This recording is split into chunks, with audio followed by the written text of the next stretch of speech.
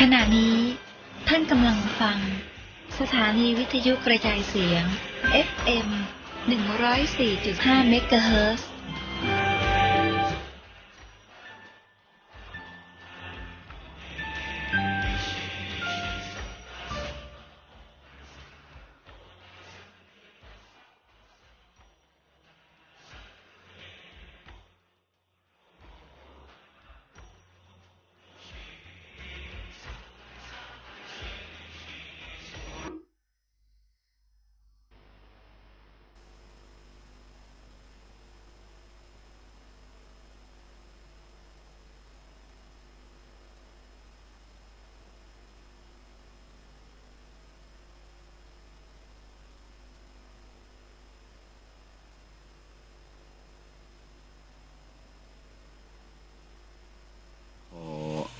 นอบน้อมแด่สมเด็จพระผู้มีพระภาคเจ้าพระองค์นั้นซึ่งเป็นพระอรหันต์ตรัสรู้ชอบเป็นผู้รู้ผู้ตื่นผู้เบิกบานได้ด้วยพระองค์เองขอนอบนบเคารพบูชาพระธรรมคำสั่งสอนของพระบรมศาสดาพระสัมมาสัมพุทธเจ้าพระองค์นั้นด้วยเสียงโดยเกล้าขอไหว้สาพระสงฆ์องค์ข้าเจ้าครูบาอาจารย์สมภารท่านเจ้าที่ประพฤติปฏิบัติอยู่ตามวัดวาอารามต่างๆด้วยวิริยะบารมีด้วยขันติบารมีด้วยปัญญาบารมีจุตนจุองค์ด้วยความเคารพเป็นที่สุดนะครับชายข้าวเปลือกหญิงข้าวสารโบราณว่าน้ำพึ่งเรือเสือพึ่งป่าอัธยาศัยเราก็จิตคิดดูเล่าเขาก็ใจรักกันไว้ดีกว่าชังระวังการผู้ใดดีดีต่ออย่าก่อกิจผู้ใดผิดผ่อนพักอย่าหักหาน10 ดีก็ไม่ถึงเท่ากึ่งพานเป็นชายชาญอย่าเพื่อคาดประมาทชายเลิกคิดริษยาอาฆาตเลิกศาสตร์โคลนหมายป้ายสีเลิกการกระทำย่ำยีเลิกหมดกดขี่บีทามุ่งจิตคิดชอบกอบเกื้อเขกน้ำพึ่งเรือเสือพึ่งป่าโลกจะรื่นรมสมอุราเมื่อมาช่วยเหลือเอื้อเฟื้อกัน นี่คือคำกรอนสอนจิตสอนใจของครูบาอาจารย์เป็นเขียนไว้ยาวนาน วันนี้รายการธรรมะเพื่อสืบสารและเพิ่มแรงบันดาลใจวัดชัยสถาน ก็ได้นำมาอ่านออกทางสถานีวิทยุคลื่นพระพุทธศาสนาชาติและสังคม วัดฝ่ายหิน 104.5 แห่งนี้ ซึ่งก็ต้องขออนุโมทนากับทางสถานีและท่านพระครูสมุวิศวัตวรกิจโจนายสถานีพร้อมโดยเจ้าหน้าที่ฝ่ายเทคนิคผู้เกี่ยวข้องวันนี้ตมาภาพพระครูประภัชชัยคุณพร้อมทั้งพระครูสิริอมราภิรัตน์วัดอมรารามสันอุ้มนะก็ได้ทำหน้าที่นำธรรมะมามาจ๋าให้แก่ญาติโยมฟังเนาะญาติโยมทั้งหลายอยู่ดีสบายสุขกายสุขใจกันก็ขอให้เรียกว่ามีพรหมวิหารสี่เป็นที่อยู่ที่อาศัยเพราะพรหมวิหารสี่นั้นไซจะช่วยเหลือเจือจานจะช่วยให้เท่านั้นนะเป็นที่รักที่เคารพเชิดชูบูชาของคนทั้งหลายเพราะว่าคนทั้งหลายในโลกนี้มีอะไรที่ไม่เท่ากันบ่เท่ากันนะบางคนเกิดมาในโลกนี้เราก็จะเห็นว่าโอ้มีความสุขสวัสดีนะมีความสุขกายสบายใจนะ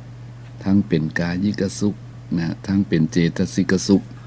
ก็เป็นบุคคลที่โชคดีนะมีบุญมีกุศลน้อมนำให้นะได้เกิดมาในชาตินี้นั่นเองญาติโยมทั้งหลายแต่บางคนนั้นก็ญาติโยมทั้งหลายเห็นแล้วก็เป็นดีสังเวชเวทนาเนาะฮ้อนบ่ได้อาบอยากบ่ได้กินทุกมาวินลำบากทุกอยากอยู่ในสถานที่ต่างๆซึ่งเราบ่สามารถเข้าไปถึงบางทีเราไปบ่ถึงนะญาติโยมหลาย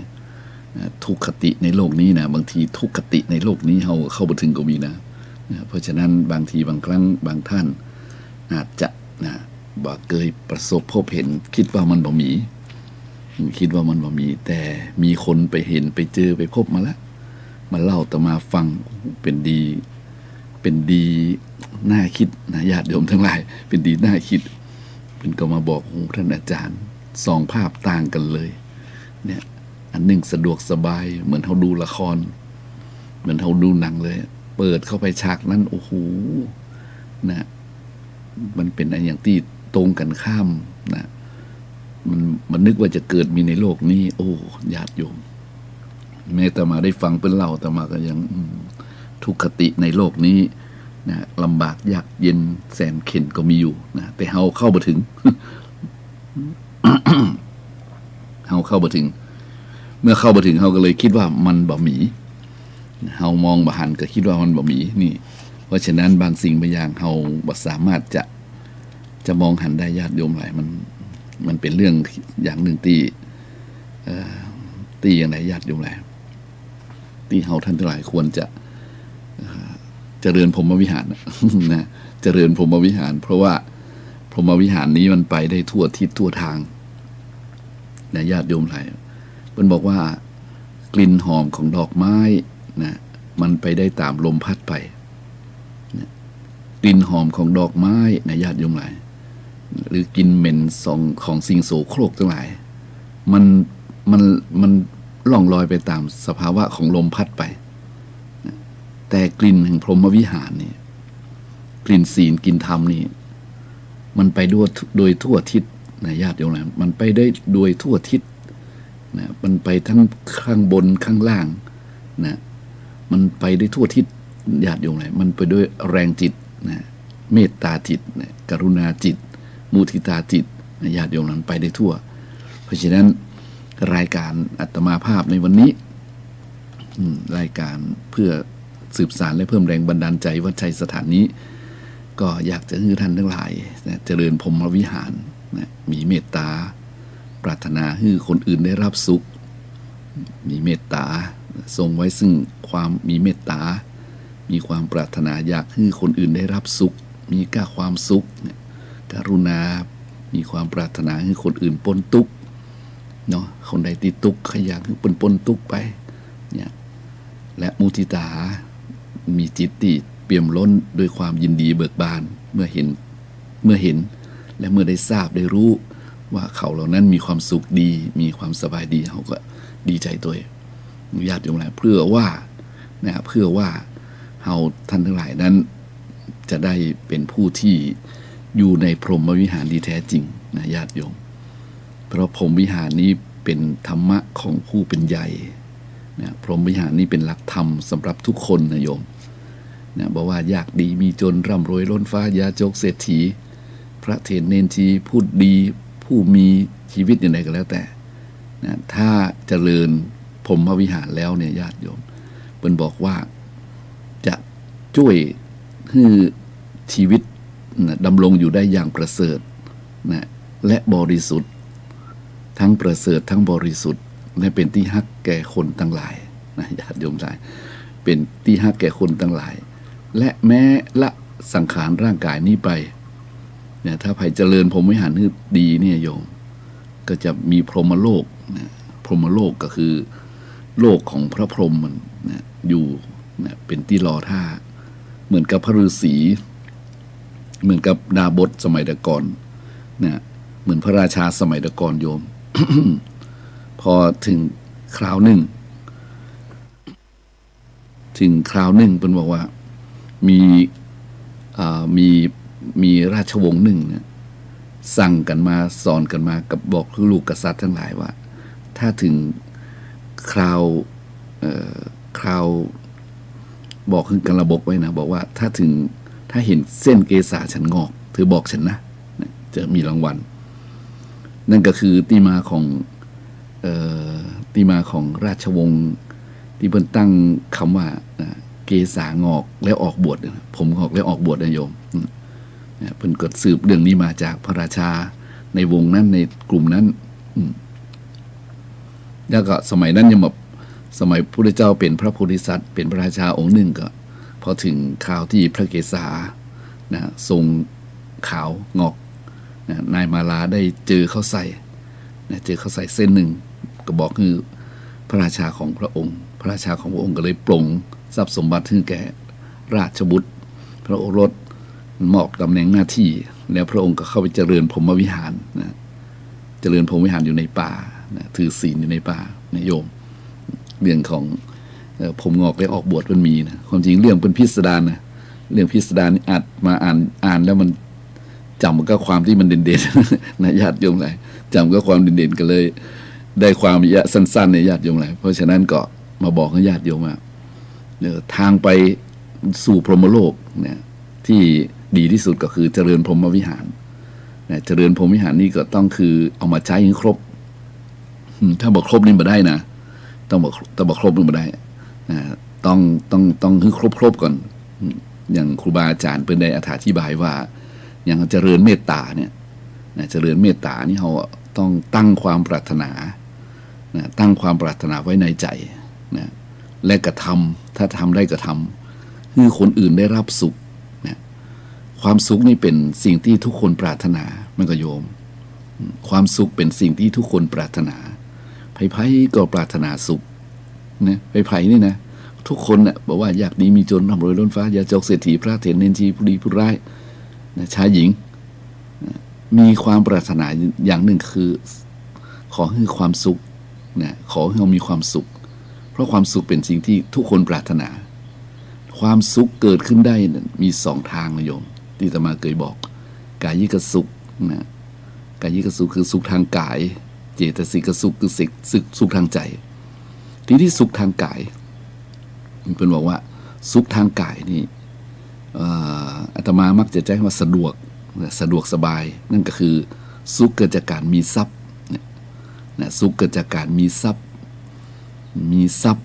นะไผ่มีทรัพย์ไผ่มีเงินมีทองมีข้าวมีของมันสะดวกเนี่ยอาตมาว่าอีนะมันสะดวกบอกว่าเขาจะใจปัจจัย4เนี่ยในโลกนี้เนี่ยถ้ามันบ่มีนี่มันทุกข์แต่ถ้ามันมีนี่มันสุขมันสะดวกเพราะฉะนั้นสุขเกิดจากการมีทรัพย์สมบัตินี้ทุกคนก็ปรารถนาใช่ไหมนะเพราะฉะนั้นไผ่มีสุขแล้วนะโดยสะดวกโดยทางทรัพย์สมบัติแล้วก็ขอมีสุขยิ่งขึ้นไปเนี่ยมุทิตาจิตแผ่ไป แล้วก็ความสุขแถมอย่างหนึ่งเป็นว่าเกิดจากการใจจ่ายทรัพย์นะเพื่อการบริโภคทั้งหลายนะมันก็โยมมันบางทีบางครั้งมีแล้วบัดใจมีแล้วบัดกินนะทรัพย์สินนั้นมันก็เหมือนก้อนดินก้อนหินนะโยมนะมีแล้วบัดใจก็ไร้ค่านะมีเงินมีทองไม่ใช้ก็ไร้ค่านะมีภรรยาบ่อยู่ใกล้มีภรรยาอยู่ไกลได้แต่ฝันว่านะมีญาติมิตรไม่คิดช่วยเหลือเกื้อกันอย่ามีมันอยู่เดียวดายสบายโยมมาแต่ก็คนโบราณไม่เขียนไว้นะโบราณว่าแต่มาอ่านคำกลอนนี้มาหมื่นละมันน้อยแล้วก็เนาะที่ว่านะมีเงินมีทองไม่ใช้ก็ไร้ค่าเนี่ยนะหมู่ท่านใดเขียนไว้นะครูบาอาจารย์ท่านใดเขียนไว้ก็ขออนุโมทนานะครับมอบบรรลกธรรมนี้ให้แก่บรรพชนมอบของดีไว้ให้แก่ลูกหลานนำเอามาสืบทอดมาบอกกล่าวเนี่ยที่เขียนว่าอย่างเงี้ยมีเงินมีทองไม่ใช้ก็ไร้ค่าจริงๆนึกโยมเพราะเงินทองนี้มันเป็นสิ่งที่ต้องใช้ในโลกนี้โลกที่สมมุติกันเนี่ยมันเป็นโลกมนุษย์ที่สมมุติกันว่านะอันนี้เนื้อแทนเงินแทนทองเนื้ออันนี้คือกระดาษใส่เข้าไปในตัวเลข10 บาท20 บาท100 บาท1,000 บาทอย่างแล้วแต่โยมมีสมมติเท่าค่าเงินทองเนื้อแลกเปลี่ยนกันได้เนื้อมันม่วนถ้ามีสตังค์ใจจ่ายมันเนี่ยถ้ามีเงินมีทองแล้วบัดจ่ายเป็นว่ามีเงินบัดจ่ายกองเต้าหินผาเพื่อนนะมีเงินมีทองกองเต้าหินผาพี่น้องบ่ขึ้นสู่ลงหาโยมนึกออกคิดเอาคนเดียวกันแล้วกันเนาะมีเงินมีทองกองเต้าหินผาพี่น้องบ่ขึ้นสู่โลหะจะมีมันทำไมก็อย่างที่ว่ามีเงินไม่ใช้ก็ไร้ค่ามันก็โยมเพราะฉะนั้นคนใดที่มีเงินมีทองนำมาจับจ่ายใช้สอยทรัพย์นะเพื่อการบริโภคนั้นได้อย่างสะดวกสบายนะเลี้ยงตัวเลี้ยงครอบครัวเลี้ยงบริวารลูกน้องนะและก็นำทรัพย์ส่วนหนึ่งที่ตัวเองมีอยู่นั้นนะเอามาบำรุงสมณะชีพราหมณ์ทั้งหลายนะบำรุงสมณะชีพราหมณ์ทั้งหลายอย่างอาตมาภาพเองนี่ก็เป็นอยู่ในกลุ่มของสมณะชีพราหมณ์เนาะเพราะยังบวชอยู่ก็มาคิดดูแล้วมันถามว่าเอ๊ะทำไมต้องบำรุงสมณะชีพราหมณ์ก็นี่แหละได้ประโยชน์จากสมณะชีพราหมณ์ไงเพราะสมณะชีพราหมณ์อย่างเดียวนี้ภิกษุทั้งหลายเนี่ยรักษาจารีตหีดหอยไว้รักษาขนบธรรมเนียมประเพณีนะวัฒนธรรมไว้รักษาวัดวาอารามไว้รักษาคำสอนไว้นะถ้าบ่มีสมณะบ่มีภิกษุทั้งหลายเหล่านี้นะปลุกกระจายบ่ออกบวชจากเรือนออกบวชจากเรือนแล้วก็บ่บวชเมิน3 เดือนซึกไปก็ไผ่จะมาสืบทอดพระพุทธศาสนาญาติโยมอะไรก็อยู่ที่ครูบาอาจารย์นี่แหละใช่ไหมเพราะฉะนั้นครูบาอาจารย์คือสมณชีพราหมณ์ทั้งหลายเหล่านี้ท่านทั้งหลายเป็นผู้เสียสละแล้วเพราะฉะนั้นมีเงินทองส่วนหนึ่งก็มาบำรุงเนี่ยบำรุงสมณชีพราหมณ์ให้อยู่เย็นเป็นสุขบ่ต้องเดือดร้อนนะมันมีความสุขโยมถ้านำมาใจได้เป็นแบบนี้นะแบบนี้เพราะฉะนั้นสุขเกิดจากการจับจ่ายใช้สอยทรัพย์นี้จึงเป็นสิ่งที่นำมาซึ่งความรักนะความรักนะโยมจับจ่ายใช้สอยทรัพย์นี่ทำให้เกิดความรักความผูกพันนะเปิ้นฮือเฮาฮือเปิ้นนี่นะโดยละเอียด โดยละเอียดเพราะฉะนั้นเฮาก็มีเมตตาเมื่อโยมมีเมตตาทุกคนต้องการความสุขเฮาก็คือเปิ้นมีสุขแถมอย่างนึงเปิ้นบอกว่า ขออภัยความสุขเกิดจากการบ่เป็นหนี้ได้เลยญาติโยมหลายมันเป็นหนี้นี่มันตึงเดือดร้อนแต่เจ้าเปิ้นลงข่าวแวบๆลงข่าวแวบๆตั้งเชียงใหม่นี่ก็ฮะตั้งเชียงใหม่เชียงใหม่สังกะแพงดอยสะเก็ดอย่างนี้นะเนี่ยเชียงใหม่สังกะแพงสันเชียงใหม่สันทรายดอยเก็ดสังแปงอย่างนี้ที่เปิ้นจับนะจับเขาเรียกว่าอย่างหมู่ฮู้กู้เงินนอกระบบอ่ะโอ้130อีกว่ะปาโธญาติโยมทั้งหลาย130หมายว่า100เขาได้ใจ70นะเขาต้องให้เขา30และรายวันโดยโยมว่านักนะ หนักมากๆเลยเพราะฉะนั้นถ้าไผ่มีหนี้แล้วมันเป็นทุกข์อินาทานังทุกขังโลเกพระพุทธเจ้าบอกว่าการกู้หนี้เป็นทุกข์การเป็นหนี้เป็นทุกข์นะการกู้ยืมเงินทุกข์เนี่ยทุกข์กว่าทุกข์มันยับละเดี๋ยวว่าตำรวจจับตำรวจยับมันก็เกินไปเนาะเกินไป30นี่เกินไป อาตมาโกว่าถ้าได้มันจะพอดีนะแต่หมายว่าที่มันยับเนี่ยมันว่ามันเกินลิมิตนั่นแหละเกินความพอดีไปก็หันใจนะคนบะหมี่ในญาติยุ่งไรคนบะหมี่นี่มันตุกอ่ะ นะคนบะหมี่ทรัพย์ใจนี่มันตุกแล้วก็ยิ่งไปกู้หนี้ยืมสินเนี่ยมันตุกในธรรมมงคลขึ้นเฮือนใหม่เป็นกำหนึ่งนะจำได้ดอกเงินทองถ้ามีดอกเบี้ยนี่มันฮ้อนมันฮ้อนมันกะจำกำเบิ้ลไปหมดมันได้ตั้งใจจะอู้เรื่องพวกนี้นะญาติเดียวนะเพราะฉะนั้นก็ต้องระมัดระวังในการใช้จ่ายเรียกว่าควบคุม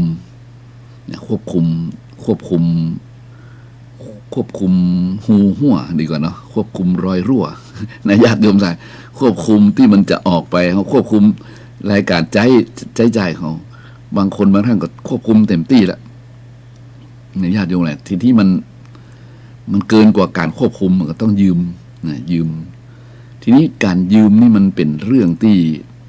ญาติโยมต้องอาตมาก็เข้าใจนะโยมบางคนมันต้องเข้าใจโยมบางทีบัดจนตรอกแต่เพิ่นบักกู้นี่ยืมสินหรอกอาตมาเชื่อมั่นอย่างนั้นนะจะกู้ไปลงทุนกับเรื่องนึงนั่นเป็นระบบของการทำธุรกิจมั้งอ่ะเอาระบบนี้เราต้องใช้กู้มันต้องนำมาบริหารจัดการให้ดีแต่ถ้าคนที่เป็นยากจนคนแค้นจริงๆแล้วก็ไปเอาเ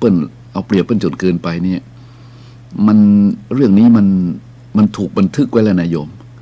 นะมันบันทึกไว้ในสุวรรณลาภเงินลาภคำเลยท่านนะคนที่ปล่อยเงินกู้นี่นะถ้าหากว่าไปขูดรีดจนเกินไปเนี่ยมันบันทึกไว้ในบัญชีสุมาด้วยบัญชีหนังมานะญาติโยมหลายเนี่ยทางบนเพิ่นก็โจทย์ไว้ละอันนี้หากินด้วยการทำกู้หนี้ปล่อยเงินกู้นะและก็ขูดรีดนี่นะโดยมันมีเมตตาทำคือถ้าน้อยๆนี่เปิ้นก็คงจะอนุโมทนาต่อมาว่านะถ้าพอคือมันเป็นอย่างแล้วมันเป็นมอกเรียกว่ามันใจจ่ายกันได้มอกมันเอื้อเฟื้อกันได้มันก็คงจะมาเป็นบาปแต่ที่นี่มันกดขี่ขูดข่มเหงแล้วรีดทานาเล่นนี่นะมันบันทึกไว้ในหนังหมาเลยบัญชีนี่เขียนไว้แล้วว่าเพราะว่าอย่างพ่อเคยไปอ่านในหนังสือที่เปิ้นเป็นเรื่องชดใช้กรรมหนี้กรรมพอมันไปปล่อยเงินกู้แล้วก็ไปขูดรีดเป็นเนี่ยพอมันตายไปเนี่ยนอกจากตกนรกหมกไหม้แล้วเนี่ยจิตวิญญาณได้รับความเดือดร้อนนิยมแล้วก็จะต้องกลับกายมาเป็นอันอย่างที่ต้องชดเชยกันนะเช่นเป็นงัวเป็นควายมาไถนาเนี่ยมันก็มาเป็นขี้ข้ากันอย่างมันบ่สิ้นสุดยุติก็หันแล้วโหจึงเป็นว่าดอกเงินดอกทองมันฮ้อนโศกร้อนเหมือนไฟนะแล้วเวลาตายไปมันก็ยังต้องติดบัญชีกันอยู่เพราะฉะนั้นต้องคิดให้ดีๆแล้วกันเอาอีกดีกว่าเนาะ ต้องคิดให้ดีๆงั้นเฮาท่านหลายถ้าเจริญคำว่าพรหมวิหารนี่เมตตาก็ปรารถนาให้คนอื่นที่มีความสุขใช่ไหมเราใครที่เป็นหนี้เป็นสินนะใครเป็นเจ้าเงินนายทุนก็จะไปขูดรีดกันจนเกินไปเนี่ยแล้วก็คนที่ยืมกู้กันไปก็ต้องฮึ่ใจจะไปให้มันข้ามภพข้ามชาติแผ่เมตตาโยมนะแลมอย่างหนึ่งเพิ่นบอกว่าเมตตาเพื่อให้คนอื่นมีความสุขมี4อย่างสุขเกิดจากการมีทรัพย์สุขเกิดจากการจับจ่ายใช้สอยทรัพย์สุขเกิดจากการบ่เป็นหนี้สินแล้วก็สุขเกิดจากการทำงานที่ปราศจากโทษก็คือสุจริตงานสุจริตนี่ความสุขแท้ๆเลยโยมงานที่ปราศจากโทษก็คือบ่มีโทษทางกายกรรมบ่มีโทษทางวจีกรรมนี่ก็โยมเพราะว่างานที่มันเป็นงานสุจริตนี่มันโชว์ได้อาตมาว่ามันโชว์ได้มันเป็นงานสีขาวนี่งานสีขาวนี่โชว์ได้โยมงานสีขาว นะคนที่ทำงานสีขาวคือเดินหนทางสว่างไสวนี่เพราะฉะนั้นในทางพระพุทธศาสนาจึงมีคำว่าสัมมาชีพไงโยมสัมมาชีพนะสัมมาอาชีวะนะสัมมาอาชีวะก็คืออาชีพที่บริสุทธิ์อาชีพที่บริสุทธิ์ก็มีเนี่ยเช่นบักค้าขายยาพิษบักค้าขายเครื่องประหารบักค้าขายสัตว์ที่มีชีวิตเนี่ยเมื่อโยมเท่าที่จำได้บักค้ามนุษย์นะญาติโยมแหละอันนี้เป็นอาชีพสุจริตนะสัมมาอาชีวะนะสัมมาอาชีพสัมมาอาชีพนี้ก็ญาติโยมแหละในปัจจุบันนี้นะหลายคนประสบปัญหาที่ข่าวเป็นลงจริงจะเท็จอย่างไรไปเสาะคนเดียวได้ว่ามันบางทีก็ปิดกิจกรรมไปหลายอย่างนะญาติโยมแหละมันจะเกิดจากตรงไหนระบบไหนก็ขอท่านหลายนะมีสตินะตั้งสติพิจารณาดูให้ดีนะญาติโยมแหละบางทีบางคนก็ซื่อตรงบริสุทธิ์ผุดพองนะแต่เงินทองก็บ่เหลือมาได้กำไรก็ปิดร้านหนีไปบางคนเป็นว่านะญาติโยมแหละต่อมากับห้วยเรื่องนี้มันเป็นปัญหาของระบบโครงสร้างทั้งหมดทั้งมวลแหละนะต้องแก้จากในระบบโครงสร้างของเพื่อนละนี่นะแต่พระธรรมะนี่มันปาไปนี่น้อยนึงก็เพียงแต่ว่าขอให้เป็นสัมมาอาชีพนะญาติโยมหลายซึ่งปัจจุบันนี้ก็เห็นว่ามันน่าคิดมากมายนะน่าคิดมากมายนะญาติโยมหลายน่าคิดมากมายน่าพิจารณาทั้งที่เฮาเองเนี่ยก็อยู่ในยุคเป็นว่ายุควันนี้ยุคไทยแลนด์ 4.0 วะนะโหยุค 4.0 นี่เป็นยุคพัฒนานะโยมนะระบบสื่อสารเป็นเยี่ยมนะเน็ตเวิร์กนะญาติโยมนะเป็นสามารถเชื่อมประสานติดต่อกันได้โน่นนี่นั่นนะทางออนไลน์เฮาบ่เคยได้ยินกับก่อนเราเคยออนไลน์นะโยมทางโซเชียลเฮาบ่เคยได้ยินใช่ไหมเดี๋ยวนี้มันยุค 4.0 ความจริงเพราะฉะนั้นมันน่าจะเจริญยิ่งกว่านี้แต่ทีนี้มันอยู่ที่ไหนเป็นอะไรนั้นอันนี้อาตมาภาพบ่สามารถอู้ได้นะญาติโยมหลายต้องไปคิดคนเดียวเพราะฉะนั้นคนที่มีเมตตานะต้องปรารถนานะให้คนอื่นได้รับความสุขนะความสุขที่คนปรารถนากับสุขทั้งกายทั้งใจเนาะนะกายก็ขอให้เนี่ยมีเงินมีทองเข้าของอำนวยสะดวกสบายจับใจดีมีความคล่องตัวมาเป็นหนี้เป็นสินเนี่ยโยมก็ขอให้ทุกคนมีงานทำนะเมตตาอย่างนี้เนี่ยธรรมาว่าเปิงเปื้อนใจคำว่าเป็นธรรมที่อยู่ของผู้หลักผู้ใหญ่นี่นะเป็นคติธรรมของท่านผู้เป็นใหญ่จริงๆเลยนะเพราะฉะนั้นผู้เป็นใหญ่จริงๆนี่ต้องมีเมตตาตัวนี้นะนี่แหละญาติโยมแหละเมตตาจิตเหมือนตอนเนี้ยเราอยู่ในช่วงเทศกาลอย่างหนึ่งที่ว่ากินเจท่านทั้งหลายก็ได้อ่านท่านทั้งหลายก็ได้ประวัติได้ฟังประวัติเนาะครูบาอาจารย์ก็เล่าท่านทั้งหลายฟังจากสื่อก็ถือว่าดีไหมล่ะบางคนถามดีไหมแต่มาว่าดีฮะมันเป็นละเว้นบาปนะมันเป็นการงดเว้นนะญาติโยมแหละมันเป็นงดเว้นเป็นเทศกาลแห่งการงดเว้นเทศกาลแห่งเนี่ยพรหมวิหารเลยล่ะนะมีเมตตาต่อกันนี่แหละโยมเพราะฉะนั้นปณิธานของพระโพธิสัตว์เพิ่นก็ต้องการให้สัตว์โลกทั้งหลายเนี่ยมีความสุขทางกายผ่อนคลายเมื่อเกิดอันตรายทางร่างกายช่วง9 วันเนี่ย9 วัน10 วันเนี่ยญาติโยมแหละก็บริโภคเนื้อบริโภคเนื้อสัตว์ทั้งหลายนะบริโภคสิ่งที่มาจากชีวิตวิญญาณของคนอื่นธรรมาถือว่าถ้าเข้าใจวิรัตตรงนี้ความหมายตรงนี้ธรรมาถือว่าคนที่เปิ้นตั้งต้นปฐมบทและเปิ้นกำหนดอย่างนี้เนี่ยตาถือว่าเปิ้นมีเมตตาที่สูงโยมมีเมตตาที่สูงมากนะเนี่ยเทศกาลกินเจตอนนี้เอาไปที่ไหนก็ได้ยินได้ฟังเพิ่นอู้กันนะเพิ่นมาถวายเจท่านเจก็ธรรมะก็ฉันได้อยู่โยมนี่เนาะแต่ธรรมาถือพระพุทธเจ้านะเพิ่นบอกว่าเนี่ยก็มาอธิบายเพิ่นฟังนะบอกว่าเป็นตุเจ้านี่มันต้องอยู่ตามสภาวะไปกำหนดกฎเกณฑ์มาได้แต่อันนี้แต่เลยโยมมาได้เข้าข้างตัวเก่านะมาได้ลำเอียงกับตัวเก่าเพราะว่ามันคือมันจะเป็นคนที่เลี้ยงยากไปนะอันนี้แต่ถ้าว่าเพิ่นมีปวารณามีคนปวารณาก็ดีนะมีคนรับจัดให้ก็ดีเนี่ยมันง่ายมันก็สะดวกมันก็ทำได้ไม่ยาก เนี่ยเพราะว่าเฮาบ่ได้ยึดติดเรื่องอาหารการกินนะญาติโยมหลายเฮากินเพื่ออยู่เนี่ยอุดมการณ์เฮามีแล้วเนี่ยอุดมการณ์เฮามีอุดมการณ์นี่แหละอาตมาถึงใจทำธรรมะรายการนี้ว่าเนี่ยสืบสารและเพิ่มแรงบันดาลใจเฮามีอุดมการณ์พระสงฆ์เจ้ามีอุดมการณ์นะญาติโยมหลายเปิ้นบอกว่าพระพุทธเจ้าเปิ้นสั่งไปว่าเจ้าบ้านเปิ้นกินอย่างใดนะเปิ้นอยู่อย่างใดก็ขอท่านทำแบบนั้นนะอยู่ง่ายๆนะบ่ต้องเปิ้นลำบากนะบ่ต้องเปิ้นลำบากเพราะว่าทุกอย่างมันเพียงแต่ธาตุนะเป็นเพียงแต่ธาตุเพราะฉะนั้นพระสงฆ์องค์จริงเข้าเจ้าจริงๆนะโยมเปิ้นจะพิจารณาก่อนฉันไงนอกจากปฏิสังขารโยแล้วนี่นะก็ยังมีคำหนึ่งยะถาปัจจยังยะถาปัจจยังปวัตตมนังธาตุมัตตเมเวทังยะทิทังปินทาปโตตถุปพุญชโกเนี่ยโยมม่วนคาถาบทนี้ม่วนฮะ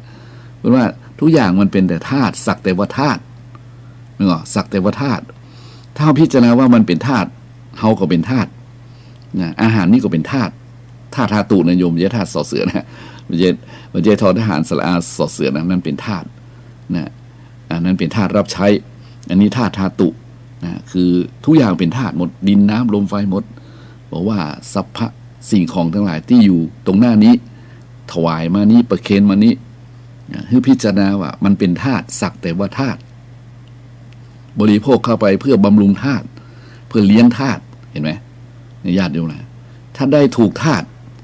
ว่าได้ถูกธาตุนี่มันก็จะทำให้เกิดอะไรขึ้นโยมว่ามันร่างกายมันสดชื่นแจ่มใสด้วยนะโยมนะสดชื่นแจ่มใสมันร่างกายมันกระปรี้กระเปร่าอาหารที่มันถูกธาตุนะถูกธาตุเนี่ยมันทำให้เกิดเป็นเพราะว่าเกิดพลังแรงงานนะเกิดพลังเกิดแรงงานขึ้นมานะญาติโยมหลายถ้ามันได้น้อยเกินไปนะมันก็แบบมีแรงงานเผาผลาญมันไม่เพียงพอโยมได้นักเกินไปมันก็ยังไงมันก็เหลือเฟือใช่ไหมได้อาหารที่ดีเกินไปมันก็ไปปรุงแต่งธาตุเกิดกำนัดเกิดอย่างขึ้นมาแต่ถ้ามันได้บ่ถูกธาตุมันก็อ่อนระโรยห่วยหิวไงล่ะโยมเหมือนกับพระกลุ่มหนึ่งไงสมัยก่อน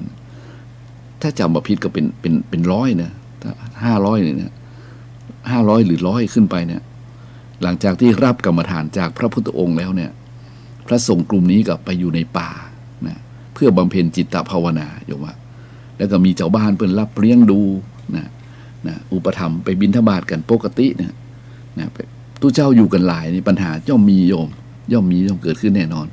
เราลองคิดดู10 ตน20 ตนอยู่บ้านเราก็ยังมีปัญหาเลยใช่ไหมพอไปอยู่กันเป็นร้อยเนี่ยท่านว่าตู้เจ้ากลุ่มนั้นก็ไปอยู่ในป่าเพื่อเจริญจิตตภาวนานะอยู่กันอย่างนั้นนะแล้วเพิ่นบอกว่าเมื่อจำพรรษานั้นในหมู่บ้านในกลุ่มบ้านเนี่ยได้มีแม่หญิงคนหนึ่งอุบาสิกาคนหนึ่งนะอุบาสิกาท่านนี้เป็นผู้บรรลุธรรมขั้นสูงบัจเจขั้นอรหันต์แต่คุณวิเศษของอุบาสิกาท่านนี้ก็คือสามารถยังใจรู้ได้เนี่ยแล้วก็สามารถกำหนดรู้เลยว่าเนี่ยใจของท่านนี้คนอย่างนี้เนี่ยต้องการอะไรอย่างสิ่งนี้ต้องการอะไรอย่างท่านนี้ต้องการอะไรอย่างนะเรียกว่าท่านได้เจโตวิมุตติว่านั่นนะท่านก็แล้วก็พิสุกลุ่มนี้ก็บำเพ็ญอยู่ในกลุ่มบ้านนั้นพอดีเลยกลุ่มชายป่านทีนี้ก็ผู้หญิงคนนี้อุบาสิกาท่านนี้ก็เพิ่งก็มองเห็นว่าเป็นเดือนป่ายแล้วเนี่ยในพรรษาเนี่ยทั้งที่พระภิกษุทั้งหลายเราเนี่ยภิกษุทั้งหมดเนี่ยก็บำเพ็ญนะเคร่งครัดความเพียรแบบย่อหย่อนเนี่ยแต่ทำไมนะทำไม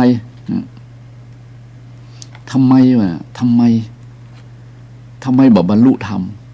ทำไมบรรลุธรรมท่านก็ส่องเข้าไปดูนะท่านส่องเข้าไปดูนะตามตำนานท่านส่องเข้าไปดูพอส่องเข้าไปดูปุ๊บก็หูเลยอ๋อ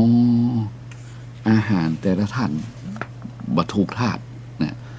คำว่าบรรทุกธาตุก็คือบรรตรงจริตนั่นเองญาติดูแลบรรตรงจริตนิสัยเพราะว่ามาจากตระกูลต่างๆครอบครัวต่างๆที่มาของพระเหล่านี้นะดังนั้นต่อมาโยมเนี่ยเพิ่งก็เลยกำหนดจิตว่าพระองค์ไหนรู้พระองค์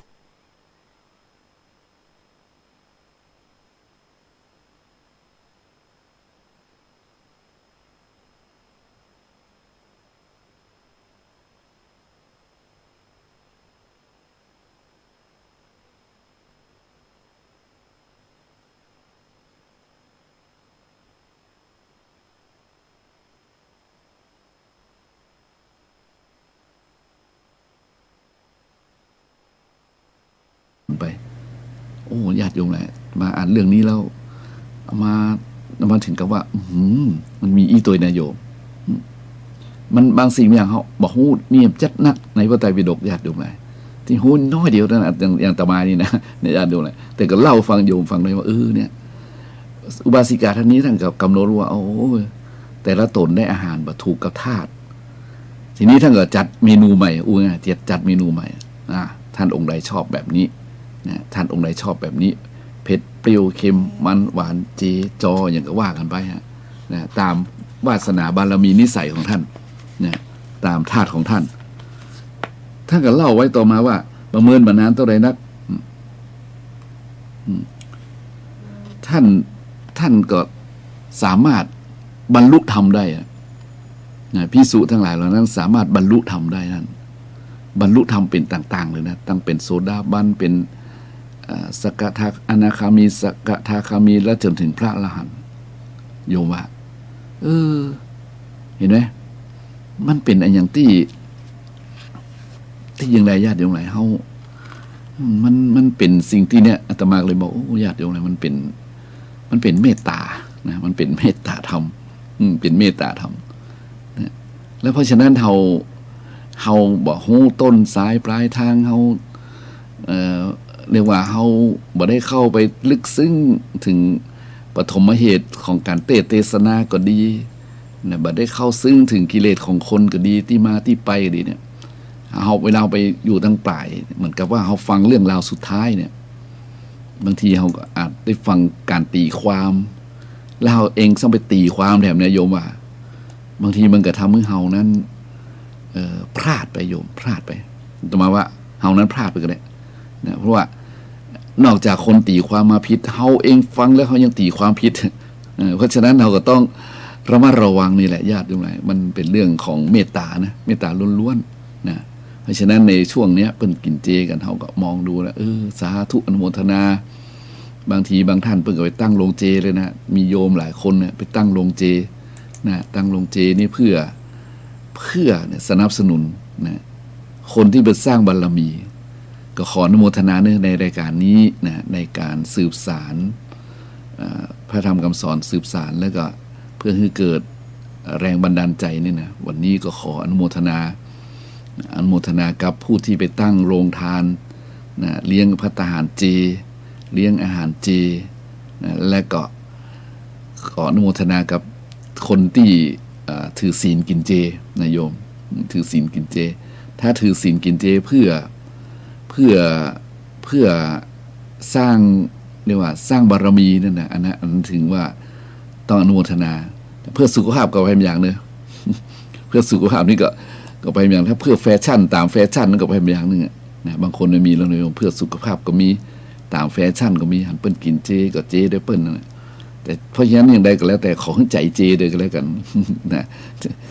ญาติโยมหลายมันคือมันกินเจก็ต้องใจเป็นเจด้วยคือวิรัตนะวิรัตก็คือ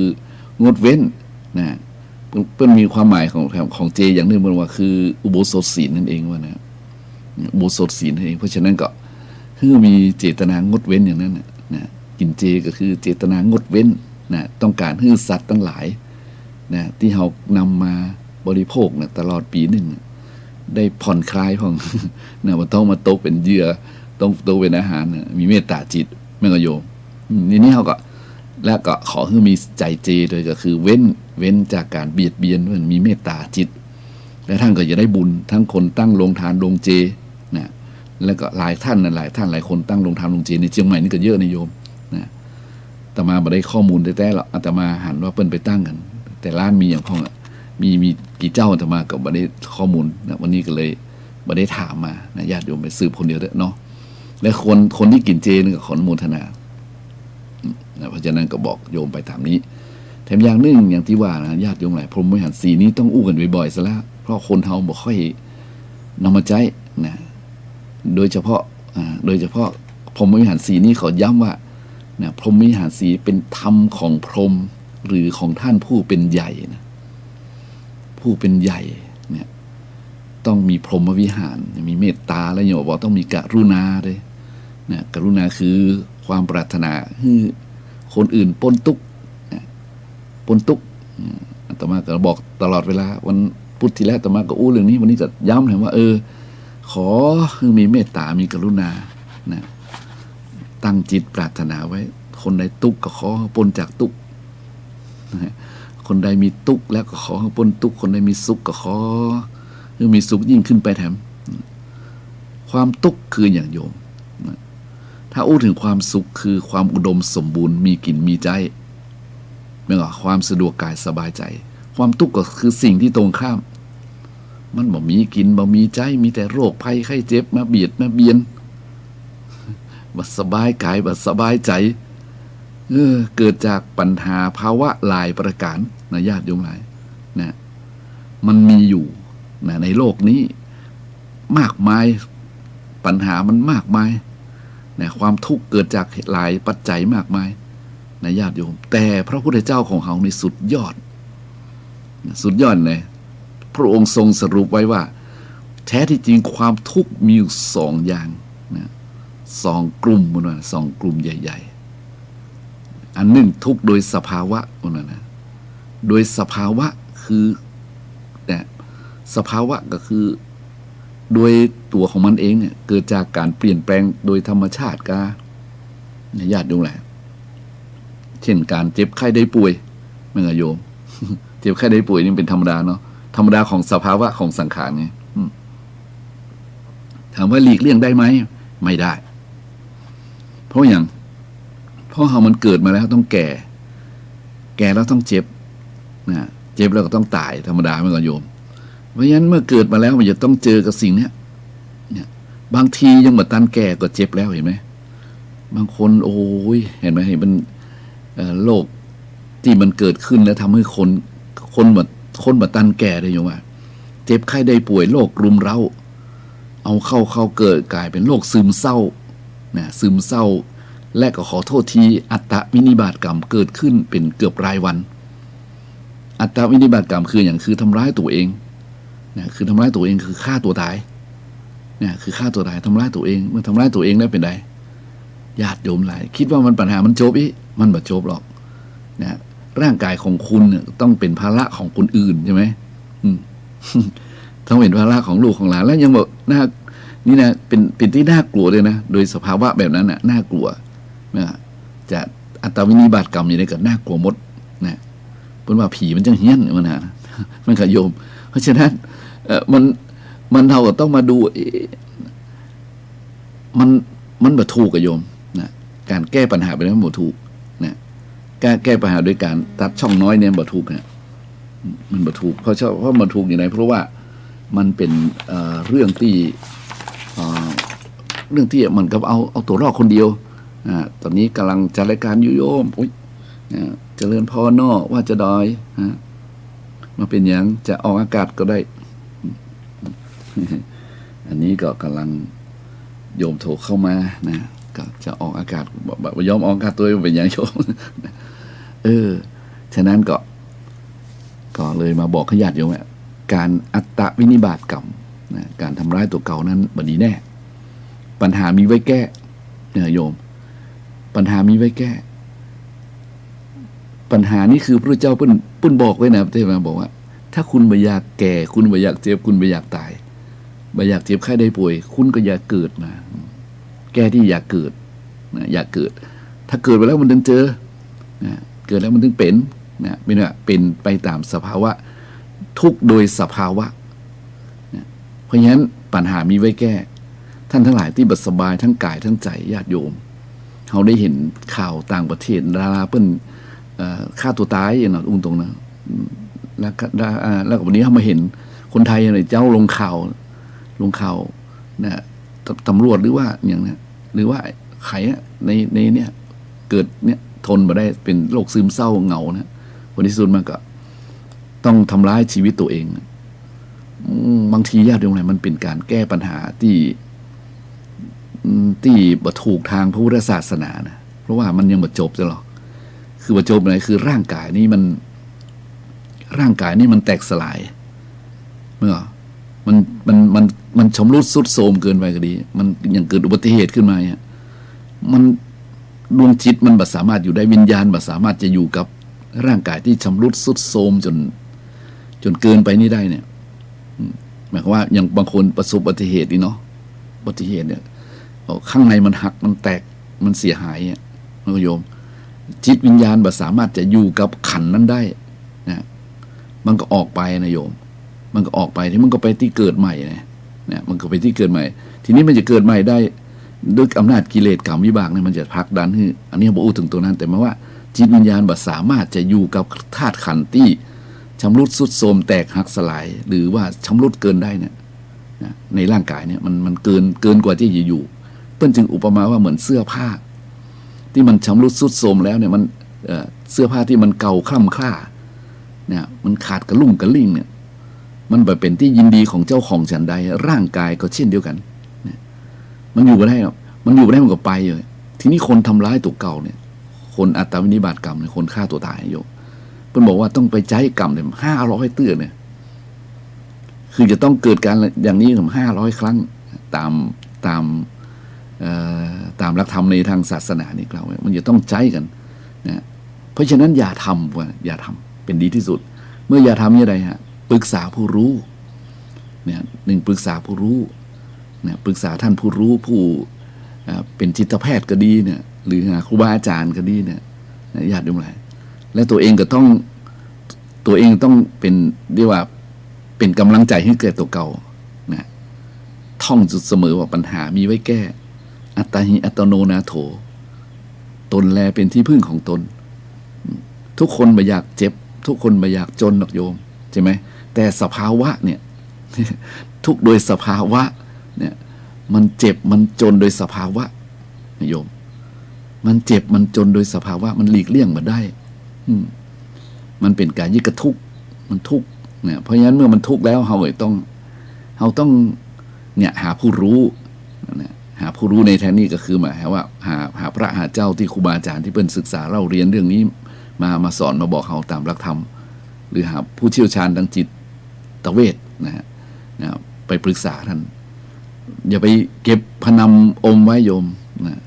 มันบางทีมันเก็บไว้มันเก็บไว้มันเป็นเพราะว่ามันสั่งสมบ่มเพาะนะจนกลายเป็นโรคซึมเศร้าเหงาจิตคิดบัทะลุคิดบัทะลวง นะญาติโยมก็จะทำให้หนักไปเรื่อยๆหนักเข้านะมืดไปก็บอกว่าจะเนี่ยใดแหละก็เกิดภาวะที่ลงข่าวนี่แหละเพราะฉะนั้นกรุณาในที่นี้หมายความว่าปรารถนาให้คนอื่นพ้นทุกข์นะความทุกข์ที่เข้ามาเนี่ยมากมายมหาศาลนะแต่ทีนี้พุทธเจ้าบอกว่าทุกข์โดยสภาวะนี่แหละคือเกิดจากการเปลี่ยนแปลงตามธรรมชาตินะของร่างกายเช่นการเกิดการเจ็บไข้ได้ป่วยบัดสบายอย่างที่ว่ามาทั้งหมดทั้งปวงเนี่ยเพราะฉะนั้นบางทีเราก็ต้องใจคำว่ายอมรับกรรมเนี่ยยอมรับกรรมทนโยมต้องทนนะขอญาติโยมต้องทนแล้วจะต้องลุกขึ้นมาสู้ต่อไปนะต้องปลุกใจตัวเก่าลุกขึ้นมาสู้อย่าท้อนะหลวงพ่อคูณก็นึกว่าไว้นะคนเรามีขึ้นมีลงเวลาขึ้นอย่าหลงเวลาลงอย่าท้อเนี่ยญาติโยมหลายบางคนมันขึ้นแล้วหลงนะลืมต่างๆหมดมันไปหลงเนี่ยดวงขึ้นจะตาขึ้นชีวิตขึ้นโชติช่วงชัชวาลถ้าคนมีสตินี่เพิ่นจะบรรลงในสิ่งที่ได้มานั้นมันจะเป็นสมมุติสัจจะหรือเป็นปรมัตถสัจจะมันจะจริงบ่จริงมันก็จะไปหลงมันเพราะทุกอย่างมันมีลิมิตเกิดขึ้นตั้งอยู่แล้วก็ดับไปบางทีถึงสุขแล้วก็หลงสุขติดสุขนะขึ้นอยู่อำนาจก็หลงอำนาจติดอำนาจมันก็โยม อันนี้ก็อู้ไปตามภาวะธรรมนะมันก็ขึ้นไปสุดอยู่บนสุขก็ติดสุขขึ้นอยู่ในอำนาจก็ติดอยู่ในอำนาจเนี่ยโยมก็เกิดความประมาทขึ้นมาลุ่มหลงมัวเมาประมาทนี่ลุ่มหลงมัวเมาประมาทก็เลยกลายว่าติดสุขนะติดอยู่ในความสะดวกสบายนะติดอยู่ในอำนาจราชศักดิ์ติดอยู่ในอย่างแล้วแต่ลาภยศเงินทองสิ่งของทั้งหลายเราต้องพิจารณาว่ามันเกิดขึ้นตั้งอยู่แล้วก็ดับไปอย่าไปหลงกับมันจนเกินไปนะแต่ถ้าว่าถ้าไปหลงมันก็มีทางเดียวโยมที่ว่ามันเนี่ยเมื่อมันเปลี่ยนแปลงไปตามสภาวะของการเกิดขึ้นตั้งอยู่ดับไปแล้วก็ผลที่สุดมันก็จะซึมเศร้าเหงาส้อยนะ แต่สำหรับคนที่เปิ้นแบบประมาทคนที่เปิ้นแบบประมาทนะเปิ้นเปิ้นเข้าไปสู่ความสุขไปหมดไปอยู่ในโหมดแห่งความสุขไปอยู่ในกลุ่มของอำนาจนะไปอยู่ในอย่างก็แล้วแต่ที่อำนวยผลให้เปิ้นอยู่ดีมีสุขแล้วก็มีอำนาจวาสนาเปิ้นกลับเป็นคนที่ช่วยโอกาสได้จังหวะเอาจังหวะนั้นมาเรียกว่าเอาบุญมาต่อบุญมีนะเอาบุญมาต่อบุญมีนะโยมพอรวยแล้วมีทรัพย์แล้วเนี่ยมีช่องทางก็เอามาทำสงเคราะห์ต่างๆอันนี้ต้องขออนุโมทนาจริงๆเลยโยมเป็นมีอยู่ในโลกนี้เพราะฉะนั้นก็จึงฝากให้ญาติโยมอันนี้ก็เป็นเรื่องของทุกข์โดยสภาวะ ทุกข์จรหรือทุกข์ทางใจพุทธเจ้าว่าเนี่ยความทุกข์มีสองกลุ่มทุกข์โดยสภาวะและก็ทุกข์จรหรืออคันตกะอย่างก็คันตุกะนะคันตุกะคือมันเป็นคันตุกะอคันตุกะมันทุกข์ทางที่มันมาแบบลมเพลลมพัดมันจรมาเนี่ยอคันตุกะมันมาเป็นแขกนะญาติโยมทั้งหลายมันเป็นบอกว่ามันเป็นความทุกข์ที่เกิดจากสาเหตุที่อยู่นอกตัวเฮาอย่างเช่นว่าเฮาต้องการนะมันบ่ได้ดังที่เฮาต้องการเฮาปรารถนามันบ่ดังใจเฮานิยมเห็นไหมเฮาต้องการสิ่งนี้แต่สิ่งนี้บ่ดังใจเฮาเนี่ยเพิ่นว่านะอาตมาถ้าอู้ถึงทุกจรทุกทางใจนี่ก็นึกถึงที่พระพุทธเจ้าเพิ่นบอกว่าเราปรารถนาสิ่งใดไม่ได้สิ่งนั้นนั่นก็เป็นทุกข์นั่นแหละเนี่ยเรามีความประสบกับสิ่งอันไม่เป็นที่รักที่พอใจก็เป็นทุกข์การพลาดพลาดจากสิ่งอันเป็นที่รักที่พอใจก็เป็นทุกข์อันนี้เป็นทุกข์จรนะหรือทุกข์ทางใจอันนี้ต้องอาศัยจิตโลกจิตต้องแก้ด้วยจิตโลกใจต้องแก้ด้วยใจมันก็โยมธรรมโอสถเท่านั้นจะแก้โลกนี้ได้ก็คือต้องเจริญสติสมาธิปัญญาให้มันเกิดความรู้ให้มันเกิดองค์ความรู้ให้มันเข้าใจนะทุกทางใจนี่มีเหมือนกันหมดกู้คนโยมแต่บางคนนะเพิ่นจัดการทุกทางใจได้อย่างแยบยลเนี่ยอันนี้มาต้องยอมครับว่าสุดยอดนะคือบางคนเพิ่นอู้เลยเพิ่นไปตุกกับมันนี่อย่างวันนั้นเนี่ยเจอกับไผ่นะเป็นไม่ยิงหรือผู้ชายอู้กันไปอู้มาจมตเนี่ยอะไรวะจมตเขาบ่อยากเดาอะไรนะโยมจมตจ้างมันเตอะไงท่านเนี่ยถ้าจ้างมันเตอะได้นี่โยมนะถ้าจ้างมันเตอะได้จ้างมันเตอะเนาะกรรมของสัตว์เนี่ยโอ้โหโยมจ้างมันเตอะกรรมของสัตว์กรรมภัยกรรมมันนะอันนี้มันจะทำให้ทุกข์ที่อยู่ในใจเนี่ยมันเบาบางลงไปวันนั้นอาตมาอู้โยมบนวิหารนะบอกว่าโยมที่เราเศร้าใจทุกข์ใจนี่นะเพราะว่าเราไปผูกมันไว้นะเราไปผูกมันไว้เราไปมัดมันไว้โยมเอาตัวโยมไปผูกเอาใจโยมไปผูกกับของรักคนรักนะอาตมาบอกอย่างนี้เอาใจไปผูกกับคนรักเนี่ยเอาใจไปผูกกับของรักและไปตั้งความหวังเป็นเครื่องผูกไว้เอาไปผูกกับความหวังว่ามันจะต้องเป็นอย่างนี้นะเขาจะต้องเป็นอย่างนี้ลูกจะต้องเป็นอย่างนี้แล้วมันเป็นได้ไหมอาจจะมาถามโยมก็สายหัวเป็นไปไม่ได้เพราะฉะนั้นเมื่อมันเปลี่ยนไปได้มันก็เป็นทุกข์ไม่กับโยมเพราะฉะนั้นอย่าเอาใจไปผูกนะกับสิ่งหนึ่งสิ่งใดด้วยความคาดหวังด้วยความมุ่งมา่ปรารถนาอย่างแรงกล้ามันจะต้องเป็นอย่างนั้นมันจะต้องเป็นอย่างนี้บางทีมันตั้งใจแบบมั่นเลยโยมอันนี้ว่าถ้ามันเกิดแบบสำเร็จกะอันนั้นว่าแห่งเรื่องหนึ่งคือสำเร็จแบบสำเร็จอยู่ที่ความเพียรพยายามนะการบริหารจัดการวางแผนหนึ่งโยมและกับบุญด้วยนะมันต้องมีบุญเข้ามาเสริมด้วยอาตมาบอกให้โยมเสมออย่างบางคนว่าใจคำว่าดวงยังมีเพิ่นยกตัวอย่างว่านั่งอู้กับวัยรุ่นหนุ่มๆเรื่องแข่งรถขับรถแข่งนี่นะท่านอาจารย์ว่านะเขาอู้นะ ก็โยมอ้วถ้าอาจารย์มันก็แล้วแต่ดวงเหมือนกันนะไอ้อย่างแล้วแต่ดวงแข่งรถอาตมาถามก็รถดีอ่ะไม่ก็รถดียี่ห้อดีรถอีกพร้อมทุกอย่าง100%เรื่องรถแข่งในสนามเนี่ยยี่ห้อเดียวกันนะอ่ะทุกอย่างมันเหมือนกันหมดเป๊ะเลย แต่เอาคนขี่คนละคน เห็นเลยไหมโอ้คนขี่แล้วก็มีฝีมืออย่างเดียวกันเนี่ยนะค่ายเดียวกันเนี่ยนะแต่คนที่มันบ่เคยได้ที่หนึ่งเลยอาจารย์มันบ่เคยได้ที่หนึ่งเลยไม่ว่าโอ้อย่างอี้มันไม่ใช่ดวงอาจารย์เนี่ยอาตมาโยมกับเพื่อนอู้ของเพื่อนนะอาตมานี่แหละคือหน้าบุญของไปของมันดวงของเขาว่าดวงของโยมก็คือบุญนั่นแหละไม่หรอแต่เราโยมมันอยู่ที่บุญเหมือนกันบางทีรถดีมดคนขี่ก็ดีอ่ะ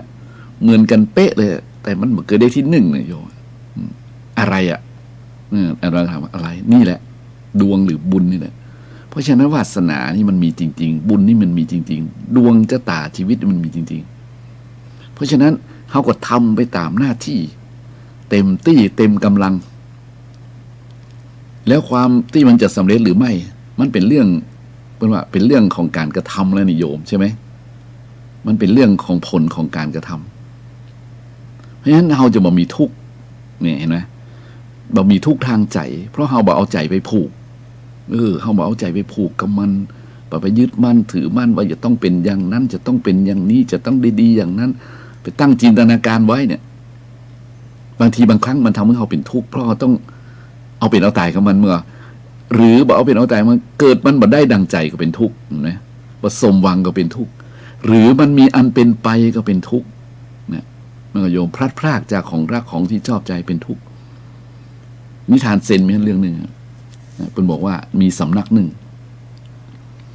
สำนักนี้เจริญอย่างเดียวเจริญมรณสตินะครูบาอาจารย์ทุกรุ่นทุกยุคเป็นอาจารย์เซนวัดนี้เนี่ยอาจารย์เซนสำนักนี้จะต้องสอนเรื่องมรณสติ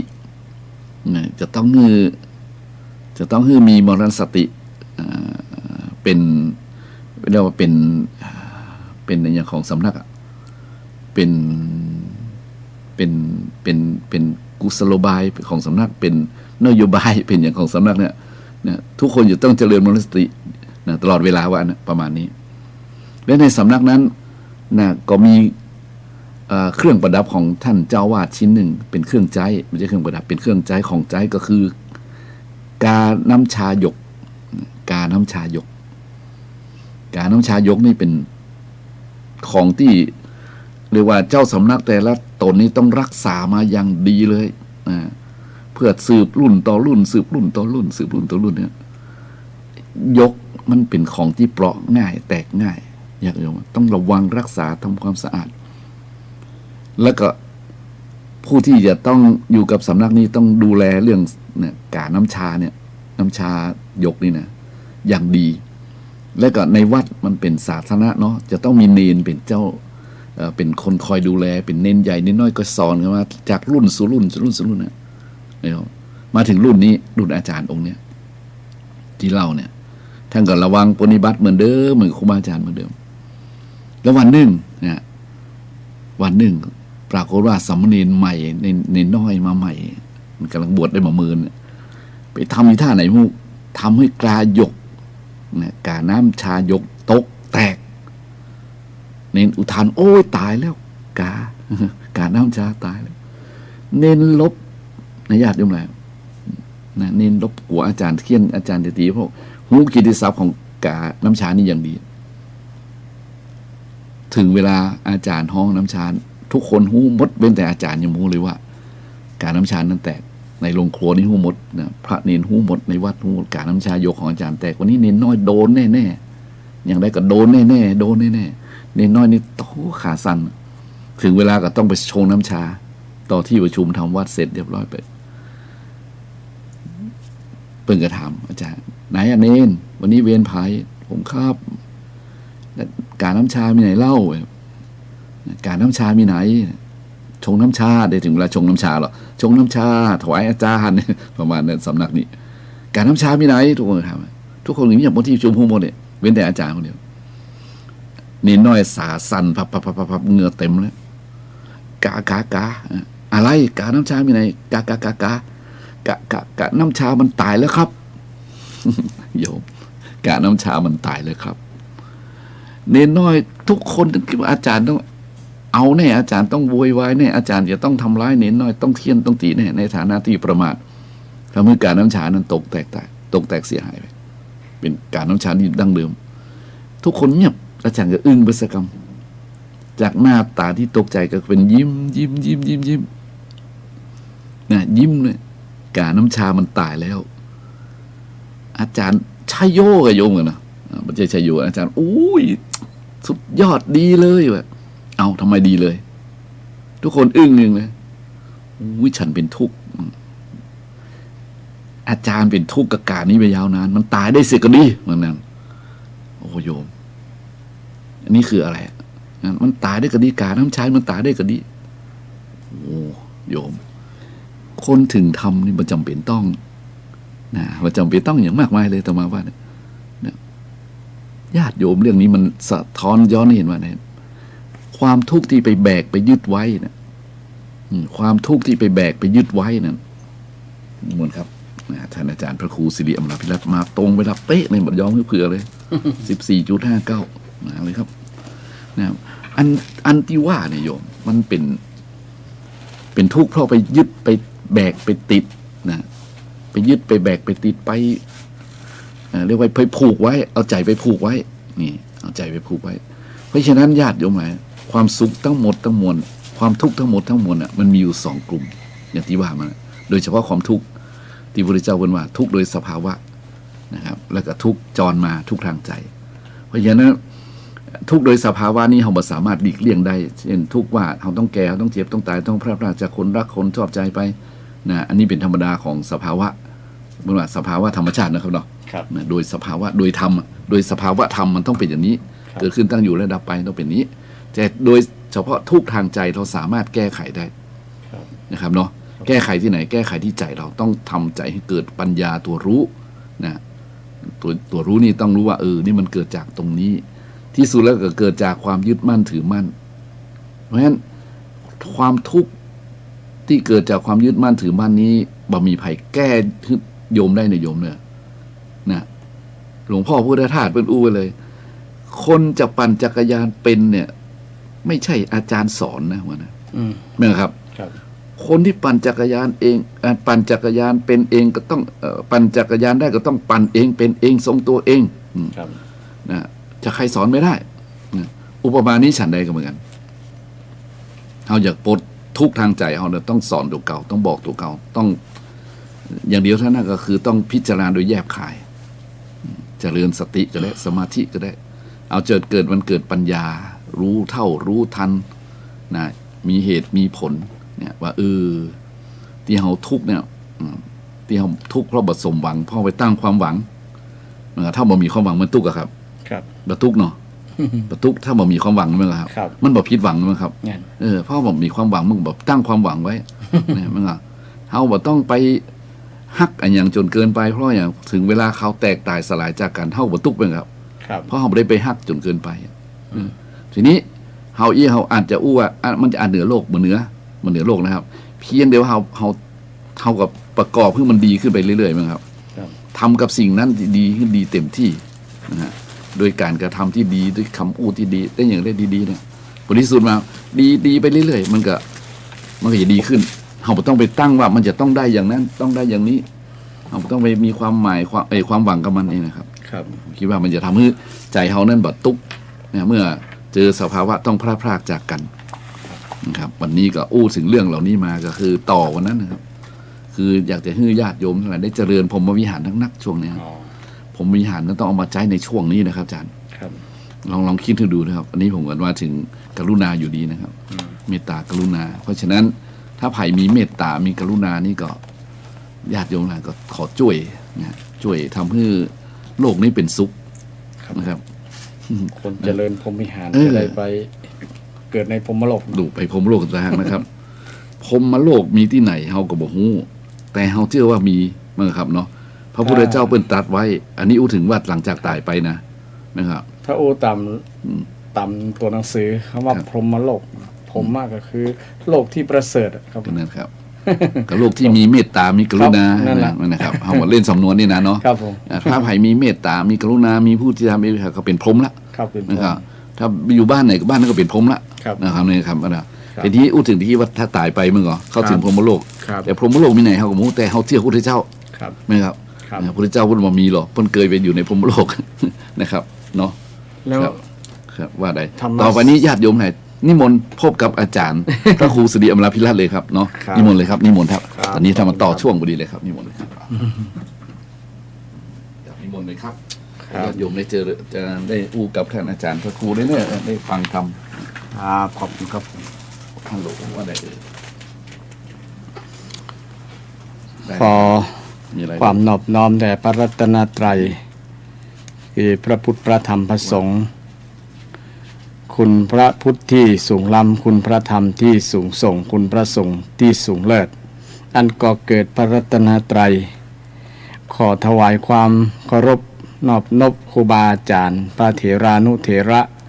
พระเจ้าคณะพระสังฆาธิการทุกรูปทุกตน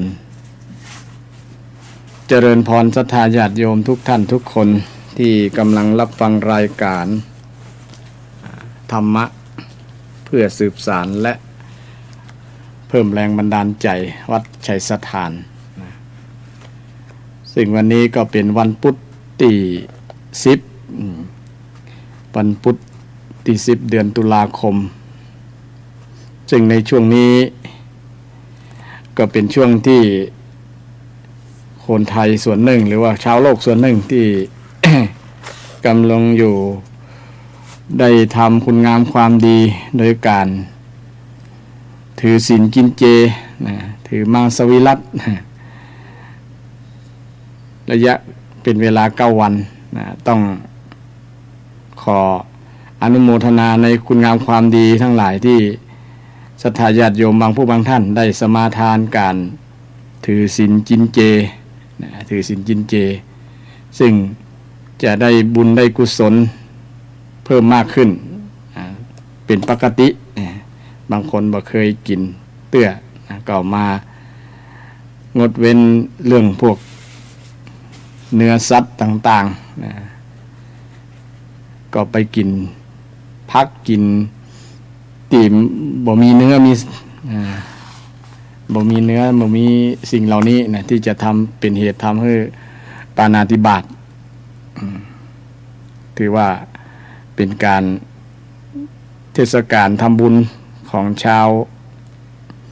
พุทธส่วนหนึ่งนะชาวพุทธส่วนหนึ่งที่ถือปฏิบัติในการถือศีลกินเจนะโดยเฉพาะชาวพุทธ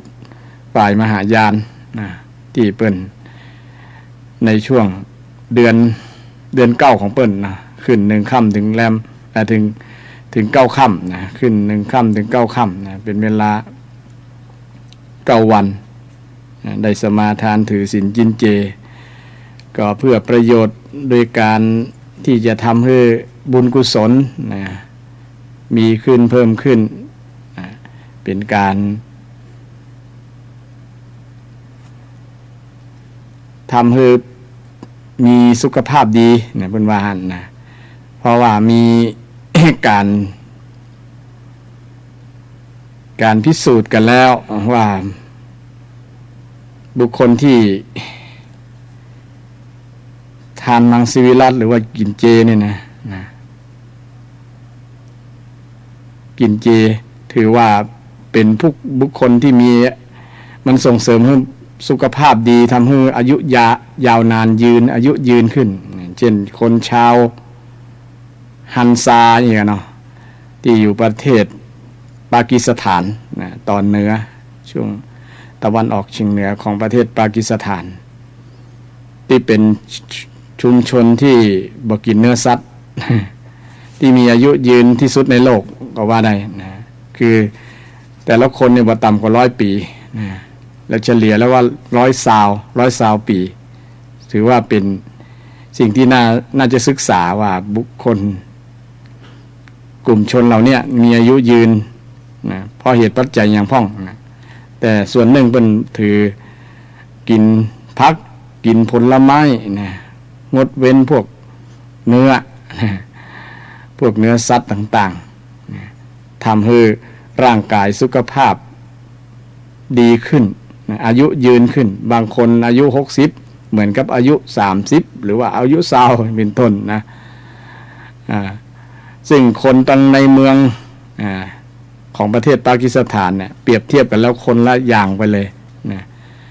บางคนในเมืองเนี่ยอายุเฉลี่ยกันแล้วเนี่ย60 ป่าย67 ปีเป็นว่าหันนะตามข้อมูลสถิติที่ได้ฮับมานี้ว่าบุคคลที่เป็นอยู่แล้วมีอายุยืนนะส่วนหนึ่งมาจากการรับประทานอาหารเกี่ยวกับผักผลไม้แล้วก็มีเหตุปัจจัยหลายอยู่นะส่วนหนึ่งนั่นก็มาจากทำปัจจุบันหรือว่าทำให้จิตใจสบายอยู่กับปัจจุบันนะอารมณ์แจ่มใสบ่ผิดกันบ่อู้จาที่ทำให้เกิดทะเลาะวิวาทกันนะก็เป็นปัจจัยหนึ่งทำให้อายุยืนนะชนชาวฮันซาเนี่ยนะซึ่งเป็น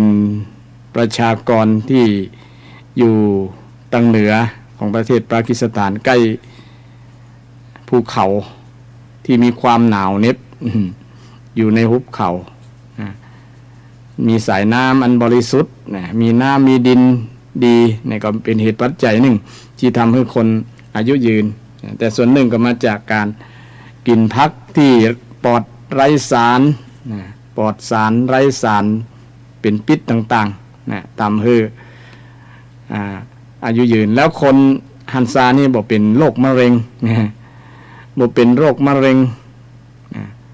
สถิติยาวนานเลยเป็นหลายร้อยปีบอกมีโรคมะเร็งสักคนเพราะได้รับประทานอาหารมังสวิรัติก็เป็นเทศกาลกินเจที่ต่างคนทั่วโลกก็ว่าได้นะช่วงนี้เป็นเทศกาลกินเจก่อนอนุโมทนาบุญกับศรัทธาญาติโยมที่ถือศีลกินเจกันนะก็ต้องถือศีลตัวกินเจตัวนะมันก็มีในตัวนะถือศีลรักษาศีล8ไปในตัวนะซึ่งบุคคลบางคนก็เตรียมตัวตั้งแต่หลายวันแล้วนะเพื่อจะล้างท้อง นะเคยกินเนื้อกินอย่างที่มันทำให้เป็นผลเสียต่อร่างกายนั่นนะแล้วหันมากินเจกินมังสวิรัติทำให้อายุยืนได้อายุยืนเพื่อสุขภาพเป็นว่าอันตามข้อมูลสถิติที่ได้รับผู้มาก็เป็นที่น่าจะพิสูจน์เช่นเดียวกันว่าคนเฮาส่วนหนึ่งถ้าคนเฮามนุษย์คนเฮาเนี่ยเป็นมนุษย์ที่เป็นวิเคราะห์วิจัยกันแล้วว่าเป็นมนุษย์ที่กินผักนักกว่ากินเนื้อ เพราะว่ามันบ่มีเคี้ยวเหมือนกับเสือสิงเหมือนกับสัตว์ประเภทอื่นที่ต้องใจเคี้ยวนั้นน่ะครบกับสัตว์อื่นสัตว์ตัวเล็กกว่าอย่างกว่าเลยทำให้ต้องกินนี่เป็นธรรมชาติต้องกินผักกินผลไม้กินสิ่งที่บ่ใช่เนื้อสัตว์อย่างต่างๆเนี่ยนะจะทำให้มันเป็นธรรมชาติของมนุษย์เป็นว่าหั่นนะแต่เดี๋ยวนี้มนุษย์พัฒนากันได้กินต่างๆแต่ในหลักการพุทธศาสนาเพิ่นก็บ่ได้ห้ามกินเนื้อสัตว์นี่อย่างแต่ว่าต้องมีอย่างตุเจ้าเพิ่นเนาะบ่ได้หันกะบ่ได้บอกกะประมาณนั้นก็กินแล้วก็บ่เป็นหยังนะบ่ได้ฆ่าเองนะแล้วก็บ่ได้หันบ่ได้ฮู้แล้วก็บ่ได้บอกนะวันผูกเอาอันนั้นมาให้กำเนิดแฮมบ่ได้ตุเจ้าบ่ได้บอกวันนี้ก็คือฉันได้นะถ้า ไปบอกกับผิดวินัยประมาณนั้นนะซึ่งก็ในหลักธรรมคำสอนเพิ่นก็มีข้อยกเว้นอยู่นะบ่ใช่ว่าห้ามเลยนะแต่ห้ามเลยก็เข้าหลักของเทวทัตที่เพิ่นเสนอว่าที่ตุเจ้าห้ามกินเนื้อตลอดชีวิตไปกินเนื้อคนนั้นถือว่าบอกเข่งประมาณนั้นนะถือว่าบอกเข่งประมาณนั้นแต่เนื้อในทางพุทธศาสนาเพิ่นห้ามกินเนื้อจางเนื้อม้าสัตว์ใหญ่ๆหมู่นี้เนาะ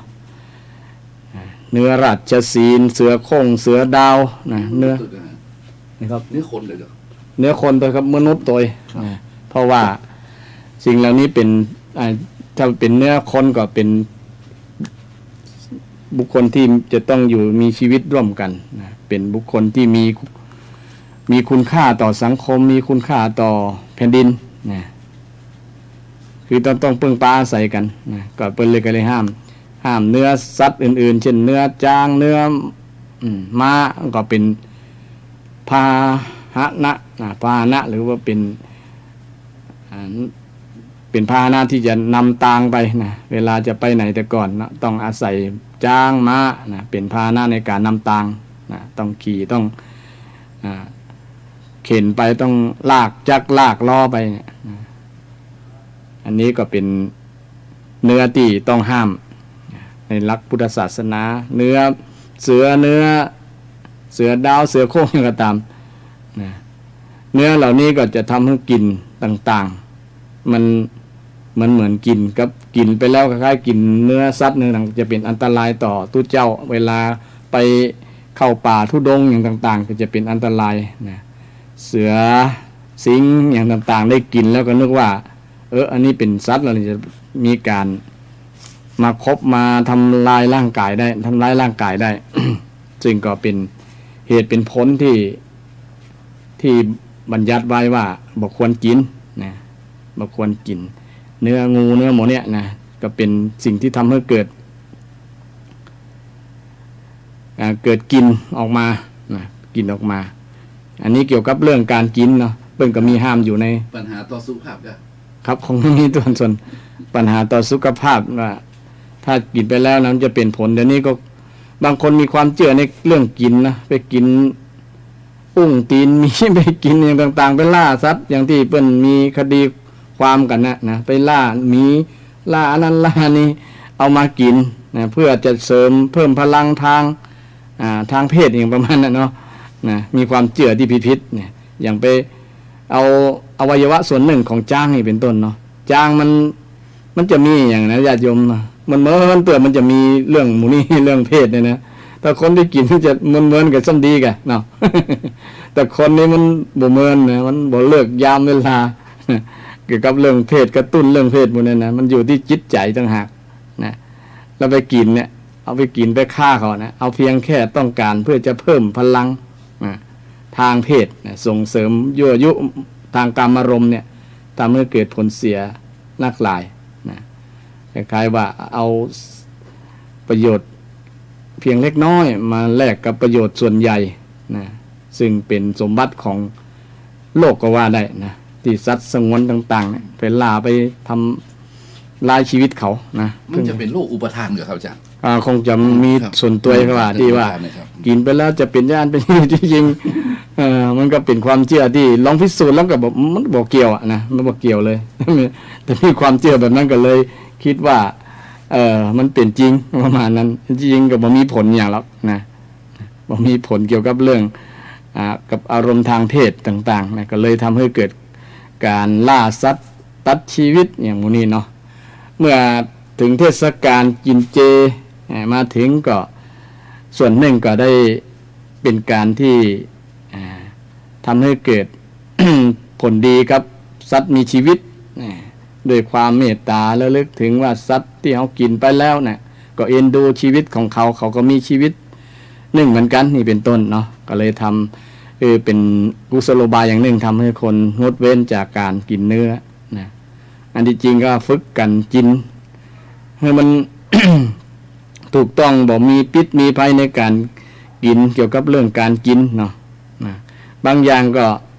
มันก็เป็นผลดีต่อร่างกายเช่นเนื้ออย่างบางอย่างที่มันบอกมีพิษมีอย่างนะก็พอเพิ่นก็บ่ได้ห้ามในหลักทางพุทธศาสนานะโดยเฉพาะเกี่ยวกับห้ามในเรื่องของศีลธรรมก็บ่ได้มีเกี่ยวกับศรัทธาญาติโยมห้ามกินห้ามอย่างแต่ว่าห้ามฆ่าบ่ได้ห้ามฆ่าในบางอย่างสัตว์บางอย่างที่มันมีคุณมีอย่างแล้วสัตว์บางอย่างที่กินไปแล้วมันเป็นพิษต่อร่างกายนะมันบ่เป็นประโยชน์แทนที่จะเป็นประโยชน์กับมีโทษต่อร่างกายเป็นโรคเป็นภัยแทนที่จะเป็นอาหารเสริมเป็นอาหาร อาหารเสียไปไง นะอาหารสวยไปนะทำให้เป็นโรคเป็นภัยต่างๆตัวมานักหลายนะเป็นโรคมะเร็งก็อย่างก็ต่างๆนะตัวมานะก็เพราะว่าเกี่ยวกับเรื่องกินนะเรื่องกรรมกินเนาะ ทำให้เป็นปัญหาตัวมานักนะในช่วงนี้เป็นเทศกาลกินเจก็ทางรายการขออนุโมทนากับญาติโยมที่กำลังสมาทานถือศีลกินเจกันนะภายในเวลา9 วันกันนะทุกท่านทุกคนนะที่มีความตั้งใจก็อนุโมทนาตัวสำหรับในส่วนตัวอาตมานั้นก็ในสมัยเป็นละอ่อนก็กินเจทุกวันนะ กินเจหลายวันเช่นกินกับพริกป่นนะญาติโยมพริกป่นกับผักนี่นะมันก็เจนั่นมันมี เนี่ยนะกับน้ำปลาเนาะกับเกลือนะเพราะว่าแต่ก่อนมันกินแบบอดๆเนาะกินตามมีตามได้นะพักอยู่ตามหัวตามห้าวก็เอานำมากินเนี่ยมันก็เป็นการกินเจโดยต้องสมาทานนะมันจำเป็นก็ฝึกมา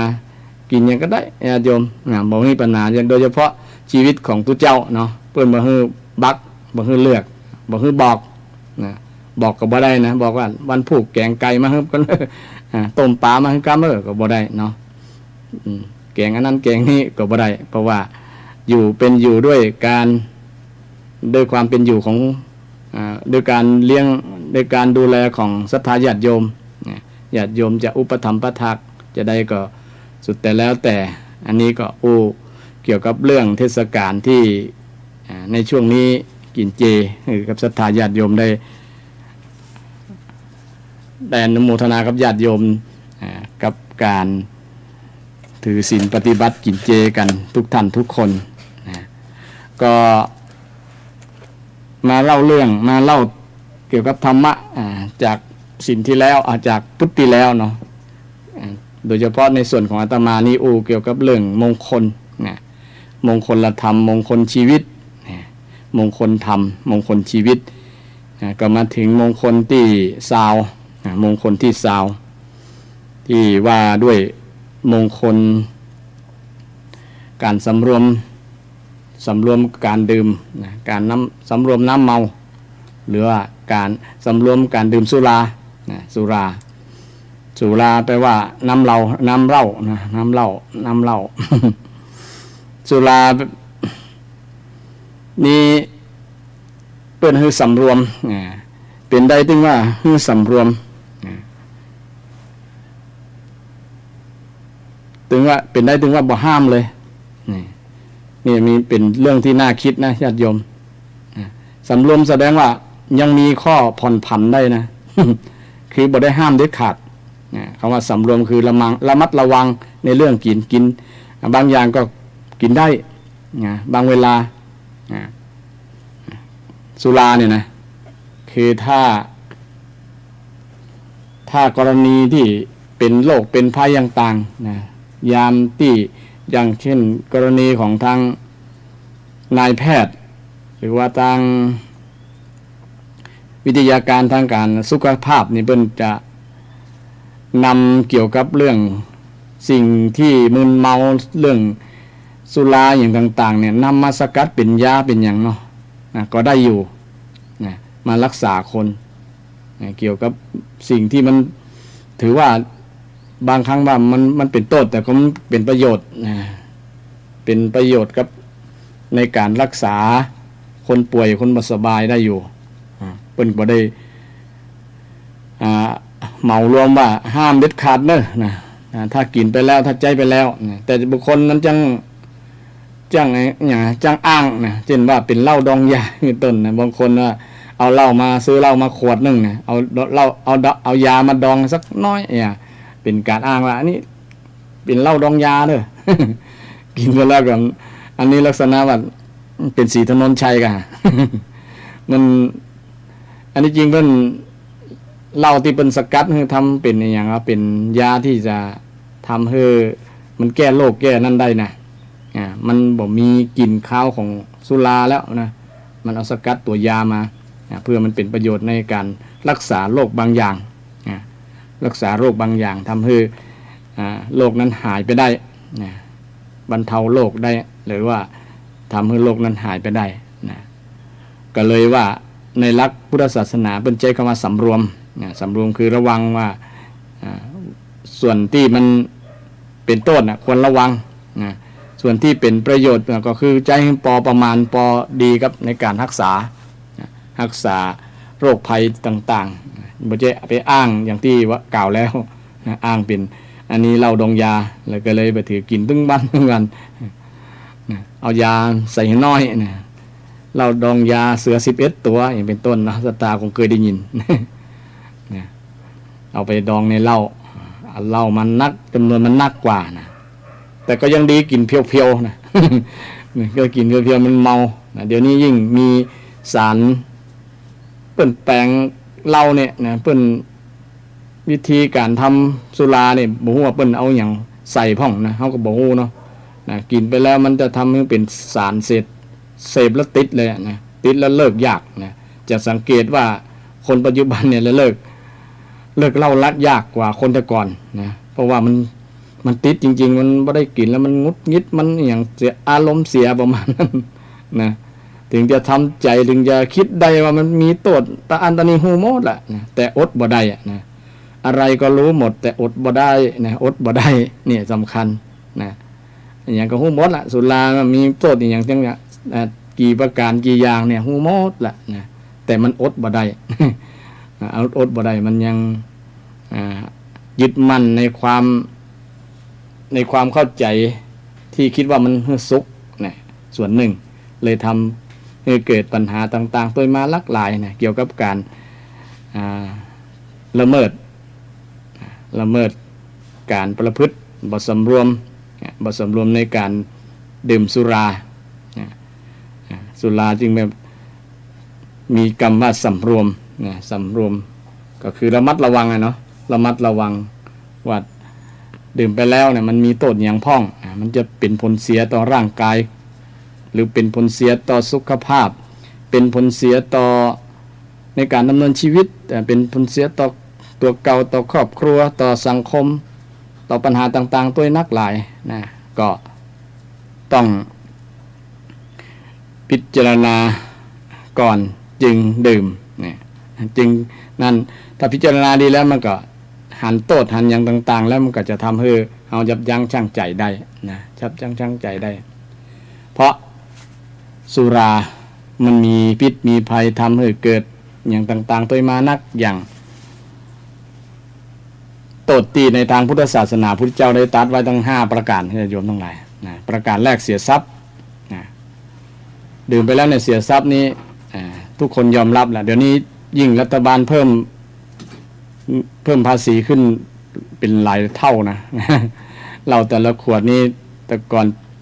บ่ถึง100แล้วนะเดี๋ยวนี้100 200 300นะถึงกระนั้นก็ยังคนก็ยังบ่ลดนะ มีแต่เพิ่มหรือว่าทรงตัวนะอันนี้ก็เป็นดัชนีบ่งชี้ถึงว่าคนยังเลิกยากมีการทำวิจัยแล้วว่าคน100 คนเนี่ยถ้าติดแล้วเนี่ยเลิกได้แค่10 คนแหม90 คนเนี่ยเลิกตายคำนั้นเลยนะบอกว่าจะเป็นสูบบุหรี่ก็ตามยิ่งสูบบุหรี่เนี่ย10 คนนี่จะ100 คนเลิกได้แค่3 คนญาติโยมเนี่ยเพิ่นทำสถิติแล้วนะโอ้น่าวิตกกังวลเลยโดยเฉพาะคนรุ่นใหม่นะเป็นตกอยู่ในธาตุของสุราของบุหรี่เนี่ยนะยาเสพติดทั้งหลายเนี่ยเสพไปแล้วมันติดเนาะบางทีใครเลิกเต็มที่แล้วใจใครเลิกนะแต่มันเลิกยากนะมันงุดยิดมันอย่างต่างๆยิ่งโดยเฉพาะยาบ้ายาอะไรอย่างต่างๆที่เกิดมาใหม่ๆเนี่ยนะมันติดไปแล้วยิ่งทำให้เลิกยากนะอย่างกรณีเป็นข่าวเนาะนะอันที่ไปฆ่าล้านฆ่าปีฆ่าน้องเนี่ยนะอยู่ดีๆก็เกิดภาพร้อนต่างๆตัวมาเนี่ยก็เป็นโทษของเกี่ยวกับเรื่องยาเสพติดเกี่ยวกับเรื่องสิ่งมึนเมาทั้งหลายนะมันมีในสิกขาบทศีลข้อที่5เนี่ยสุราเมรยะมัชฌะปมาทฐานานะสุราแปลว่าเหล้านะเมรยะแปลว่าน้ำเมาเมลัยเนี่ย สุราเมรยมัชชะนะมัชชะแปลว่าเป็นที่ตั้งแห่งความมึนเมาทัฏฐานาเป็นที่ตั้งแห่งความมึนเมาสิ่งที่เป็นที่ตั้งแห่งความมึนเมามีสุราเมลัยและสิ่งที่เป็นที่ตั้งความมึนเมาทั้งหลายยาอียาบ้ายาตลอดถึงบุหรี่บุหรี่ที่คนติดกันนักหลายยิ่งปัจจุบันเพิ่มสถิติขึ้นเรื่อยๆโดยเฉพาะคนสูบหน้าใหม่เนี่ยเป็นหน้าเป็นห่วงครับละอ่อนเยาวชนทั้งหลายที่อยากหู้อยากลองเนี่ยลองแล้วมันเลิกยากนะก็ฟังไว้ตัวเนอะบอกลูกหลานไว้ตัวว่า100 คนเลิกได้3 คนเนี่ยโอ้เป็นที่ เป็นเรื่องที่น่าคิดนะญาติโยมมันเลิกยากนะเลิกยากแต่ก่อนนี้อาตมาก็เคยสูบบุหรี่เนี่ยสูบเป็นซองเหมือนกันเหล้าก็เคยกินจนเกือบติดนะแล้วก็พอดีมาบวชก่อนนะถ้าบวชคงจะติดงอมแงม คงจะเลิกยากแต่ก็มาศึกษาในธรรมคำสอนของพระเจ้าพระเจ้าอูดถูกอูดจริงๆนะยอมรับนะเรื่องโดยเฉพาะเรื่องโทษของการดื่มสุราสิ่งเสพติดทั้งหลายเนี่ย1เสียทรัพย์เนี่ยนะไผจะไปฏิเสธพ้องว่ามันบ่เสียยิ่งปัจจุบันเนี่ยงานมาเงินเดือนเงินรายวันก็ดีเงินรายเดือนก็รายปีก็ดีเนี่ยนะส่วนหนึ่งก็มาลงที่ขวดเหล้าวันละขวดถ้าดื่มหลายคนก็บางครั้งเป็นคนใจใหญ่ใจกว้างเนาะซื้อเปื่อนดื่มตัวอย่างตัวนั้นก็เพิ่มรายจ่ายไปเรื่อยๆนะจนคิด บางครั้งเนี่ยค่าแรงสมมติว่า300เนี่ยเนาะไปลงขวดเนี่ยมัน100 ป่ายก็เหลือกึ่งหนึ่งถ้าเป็นเหล้าสีเหล้าอย่างต่างๆเนี่ยเหล้าสีมันแปลงเนาะอาตมาก็เคยกินมาแล้วญาติโยมเคยดื่มมาแล้วนะก็พอฮู้อยู่ว่าทำให้เสียทรัพย์เนี่ยพุทธเจ้าตรัสว่าเสียทรัพย์การเสียทรัพย์นี่ลองนึกพอว่าเอาเงินส่วนที่เสียนั่นนะไปใช้อย่างอื่นมันจะเกิดประโยชน์นักหลายไปซื้อกับข้าวล้ำๆมากินในครอบครัวนะครอบครัวก็จะได้รับผลประโยชน์ในส่วนนั้นเราก็เอาสตางค์ส่วนนี้ไปซื้อเหล้าไปลงขวดเกือบหมดนะ200ก็เหลืออยู่100 เดียวสาใน300ค่าแรง300เนี่ยยกตัวอย่างเนาะ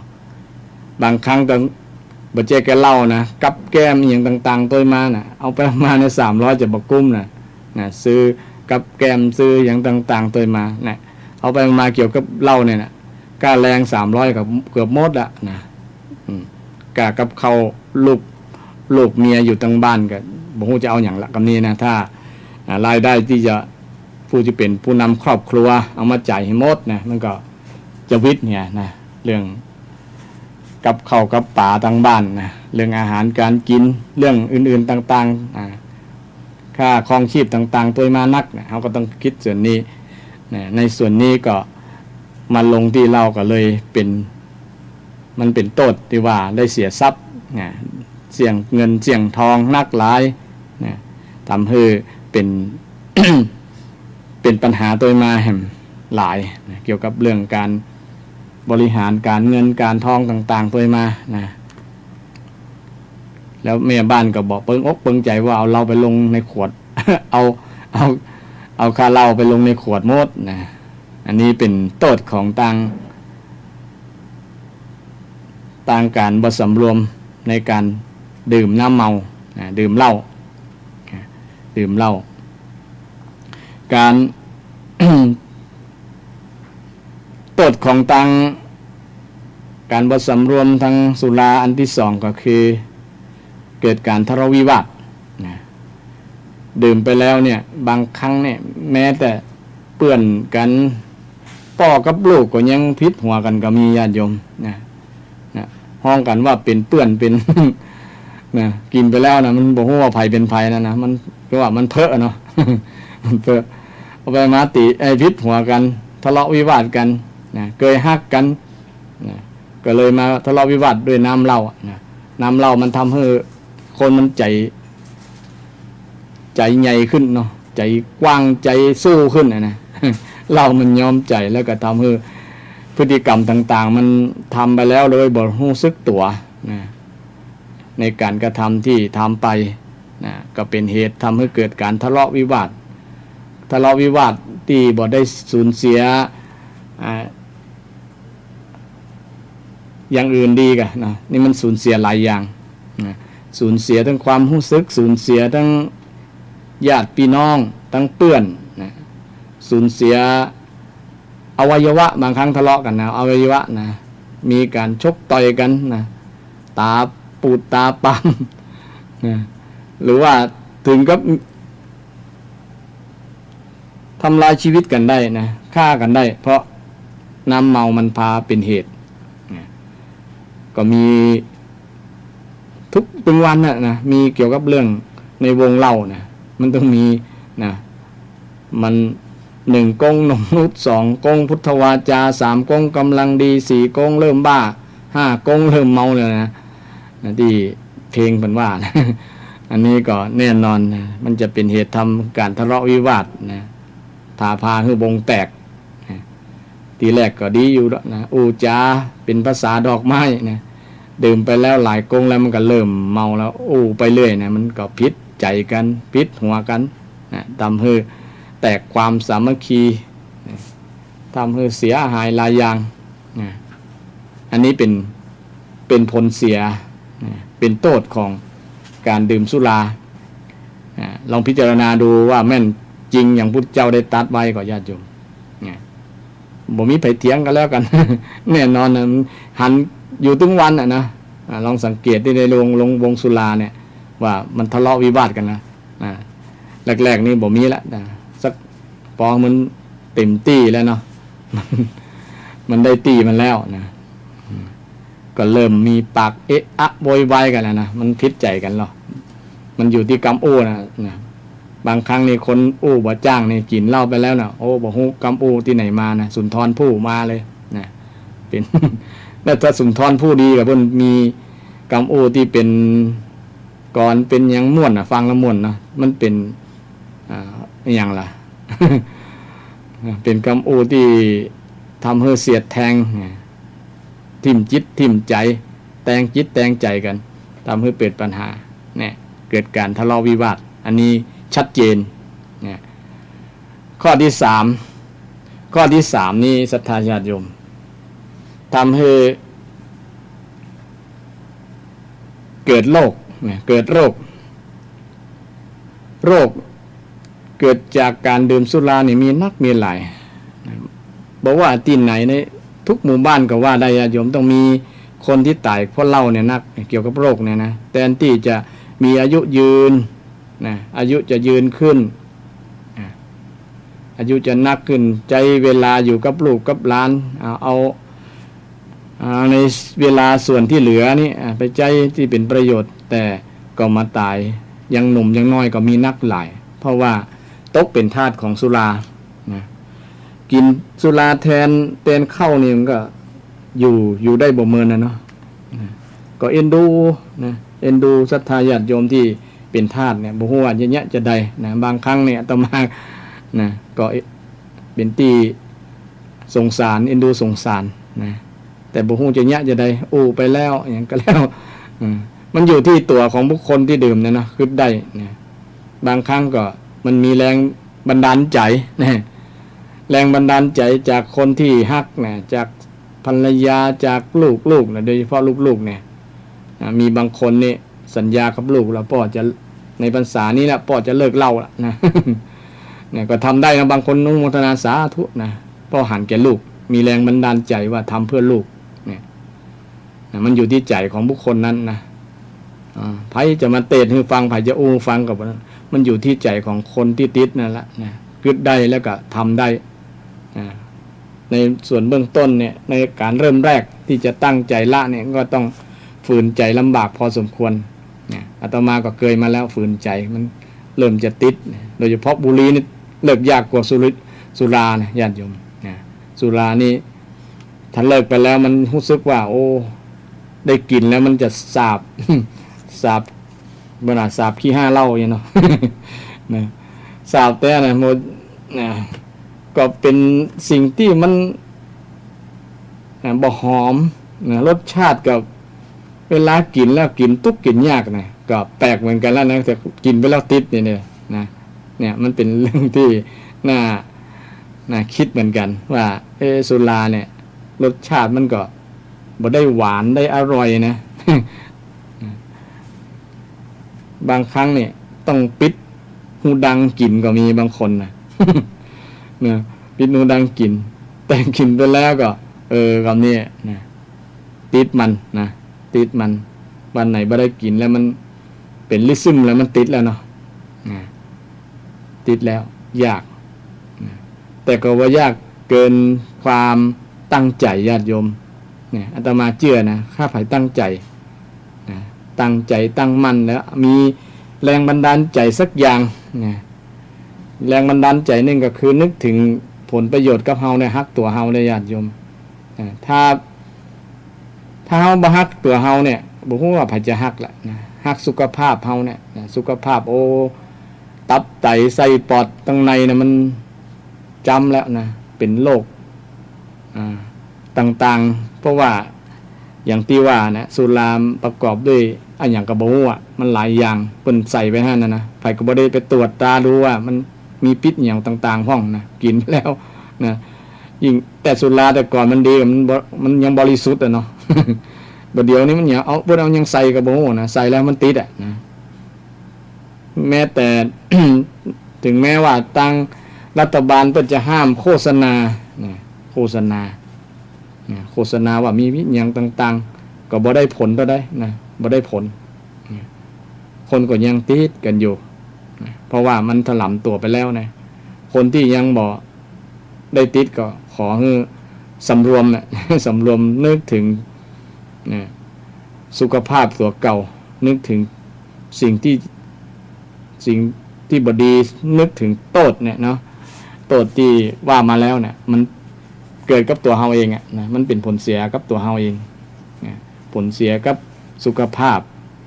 ผลเสียกับความสัมพันธ์ที่ดีนะทะเลาะวิวาทกัน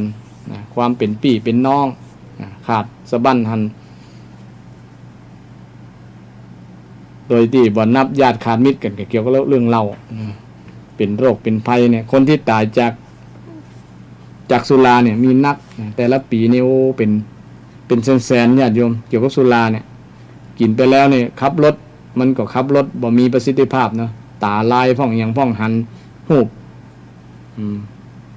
อย่างต่างๆภาพมันหลอนนะมันหลอนตาก็เลยมันเสียความสามารถในการขับรถขับรานะรถก็เกิดอุบัติเหตุ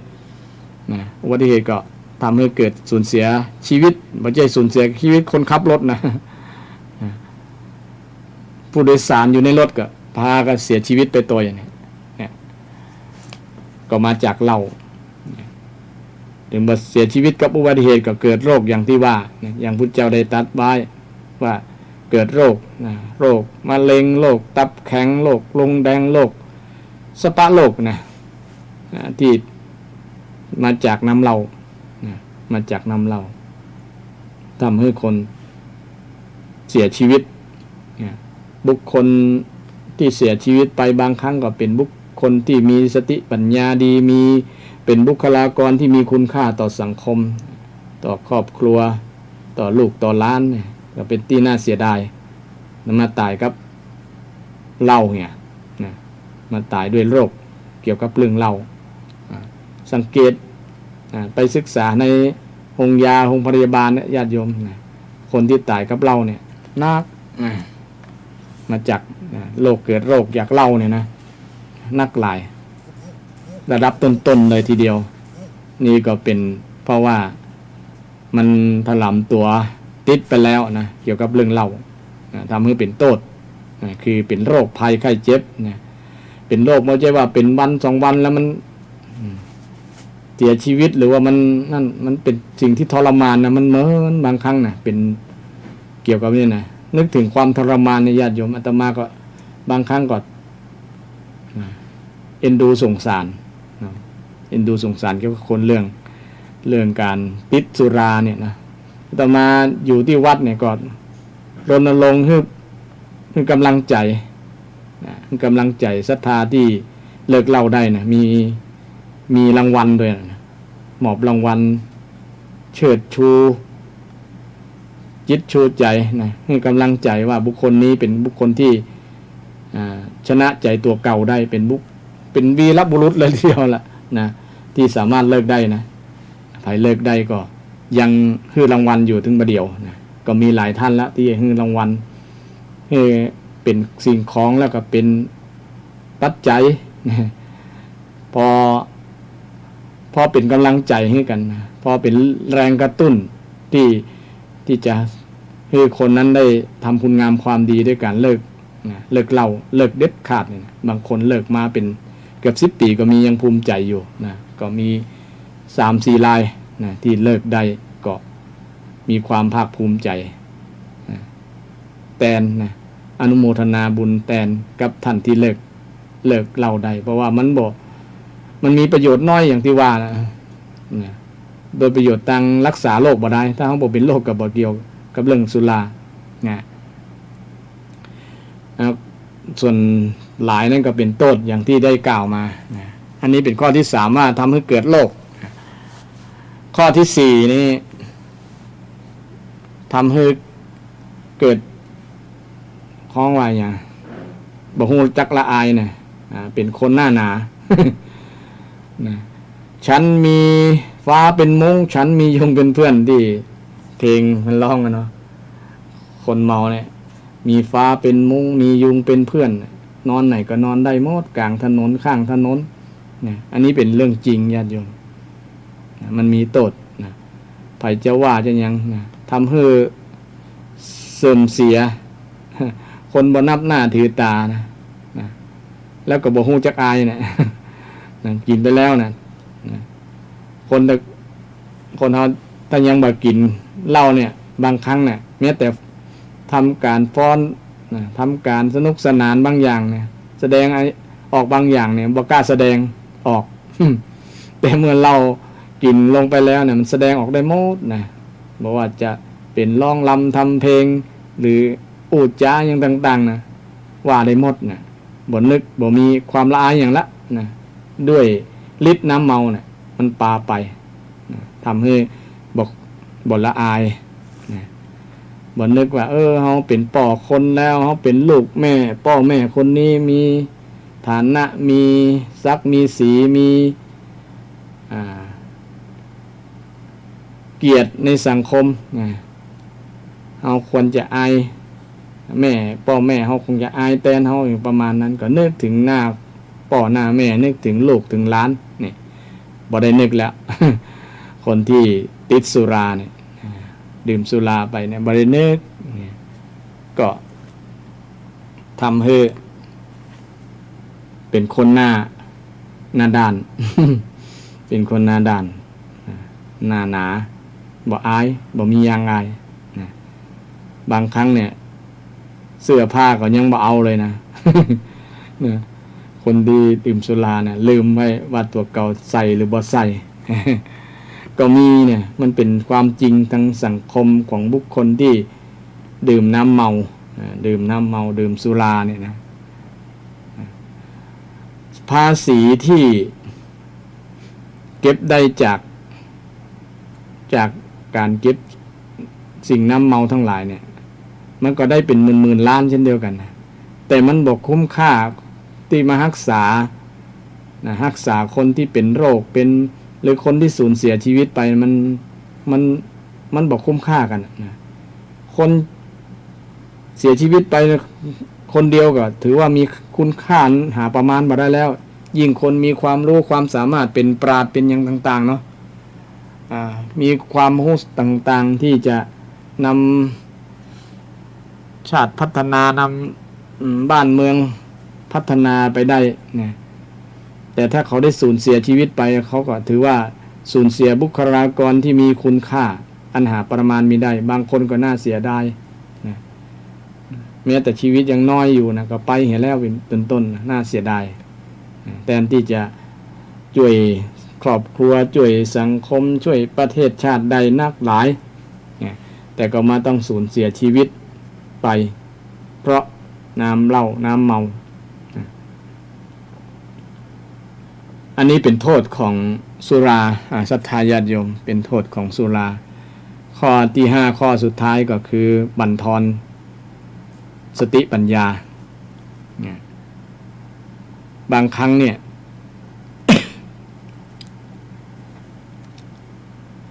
ยังบ่ดื่มบ่นั่นน่ะมันสติปัญญามันดีอย่างกรณีที่ยกตัวอย่างว่าเวลาขับรถขับลาเนี่ยสติปัญญาหูตัวทั่วพร้อมตาก็พอหันทีหันดีหูก็ฟังชัดเจนแต่พอดื่มสุราไปแล้วนะมันบั่นทอนในความสามารถในส่วนเนี้ยสติปัญญาที่จะมาควบคุมในการขับขี่สติปัญญาที่คิดอ่านต่างๆที่จะทำการทำงานก็ดีในการดำเนินชีวิตก็ดีเนี่ยมันบั่นทอนปัญญาในส่วนนี้ความรู้ความต่างๆเนี่ยมันจะถูกลบเลือนด้วยน้ำเมาถูกกลบเกลื่อนด้วยน้ำเมามีอิทธิพลมีพลานุภาพนักทำให้คนเสียคนทำให้คนเสียคนเสียสติปัญญาแต่ก่อนความจำดีเดี๋ยวนี้หลงลืมคิดอย่างก็บ่ได้ไปเรื่อยบางครั้งนะสติปัญญาเริ่มถดถอยเอาไปเอามาเป็นคนบ้าไปในที่สุดนะคือบ่มีสติควบคุมในการกระทำของตัวเก่านะบางครั้ง อยู่ในบ้านหันตู้เย็นกันว่าเป็นประตูห้องน้ำก็มีหรอ ไปเปิดตู้เย็นกันนะปล่อยเต็มที่แล้วนะ นี่ความสามารถสติปัญญามันทดถอยนะบางครั้งไปกำรีดผ้าเตารีดอยู่นะรีดผ้าได้ยินเสียงโทรศัพท์ก็ย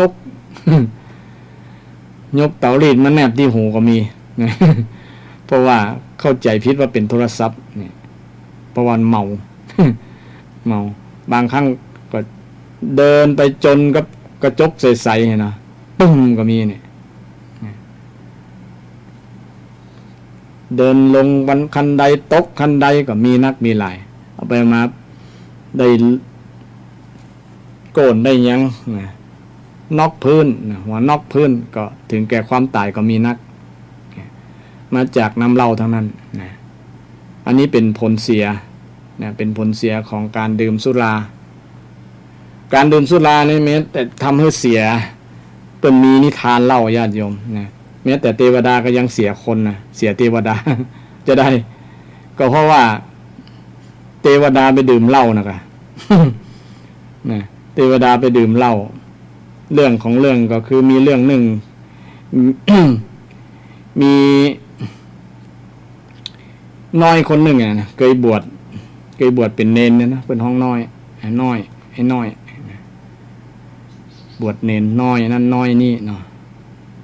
สึกออกมาก็มีครอบมีครัวแต่ใจชีวิตในความเป็นสมณเณรเนินก็อยากจะลองนั้นลองนี่เนาะออกมาแล้วนะอันเปิ้นกินเหล้าก็อยากจะลองพ่องนะกินไปกินมาก็ติดเหล้าแล้วกันเนี่ยนะ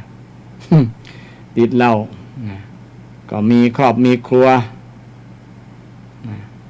ครอบครัวก็เอ็นดูสงสารอยู่ว่าป่อติดเหล้านะเสียการเสียงานทำการทำงานกันบ่ได้ว่ามันติดเหล้าเป็นแอลกอฮอลิซึมแล้วก็อายุอยู่มาตอนอะไรประมาณสัก40เนี่ย40ก็ล้มหมอนนอนเสื่อเพราะเป็นโรคเป็นภัยอย่างที่ได้กล่าวมาแล้วนะโทษของสุราถึงกันนั้นก็ยังบ่ละเหล้านะก็ยังกำคอขวดทุกวันน่ะเนี่ยก่อนนั้นก็ยังสั่งบอกลูกบอกหลานว่าถ้าพ่อตายนี่เอาเหล้าตาลเหล้าปอดเนี่ยเอาเหล้าเอามาไว้ข้างกายนะข้างร่องเนี่ยนะปอจะได้เอาไปดื่มบนสวรรค์มัน ก็ในที่สุดก็ตายแต่แล้วตายแต่โดยอายุ40 ปี อายุ40 ปีตาย ลูกหลานก็หันว่าป้อชอบสุราก็เลยเอาเหล้ามาไว้ข้างล่องข้างตัวข้างกายตาลคือป้อ ตาลเหล้าว่าหวังว่าป้อจะไปกินบนสวรรค์บนปรโลกภายหน้านะพอดีก็จัดการงานศพหลายคืนอยู่อย่างน้อยก็7 คืนนะเพื่อทำบุญอุทิศส่วนบุญส่วนกุศลให้ปอน้อยคนเนี้ยก็ทุกคนก็เข้าใจว่าบ่ได้ฟื้นละเนาะพูดถึงจิตวิญญาณของปอน้อยเนี่ยไปบนพุ่นนะมีจ่าโยมพิบาลมา ตรวจตาดูว่าไอ้นี่ตายเพราะกินเหล้าเนี่ยนะก็เลยถึงคิวที่จะต้องตรวจไต่สวนทวนถามว่าไปแย่หยังมาพ่องประมาณนั้นมาตายนม อายุ40ตายแล้วเนี่ยก็เลยบอกว่ากินเหล้านักก็เลยตายเป็นโรคเพราะเหล้าเนี่ย เอาหัวมันเป็นโรคเพราะเหล้าอย่างบ่เลิกแหละมันติดแหละมันบ่ฮู้จะได้นะบ่จังประมาณนั้น นะมันดีอย่างบ่ล่ำบ่เหลือประมาณนั้นจ่าโยมพิบาลก็ถามก็บ่จังนะถ้า ใครฮู้ก็ลองพอล่ะ นะลองพอเด้อโอ้บ่ฮู้น่ะจะจะได้เนาะสรรพคุณของเหล้าไอ้น่ะ จ่าโยมพิบาลก็ลองจะพิสูจน์ดูว่ามันมีดีอย่างสักอย่างประมาณนั้น ลองเล่าพอที่เล่าที่ลูกหลานได้ตาลให้นะเอาไปตย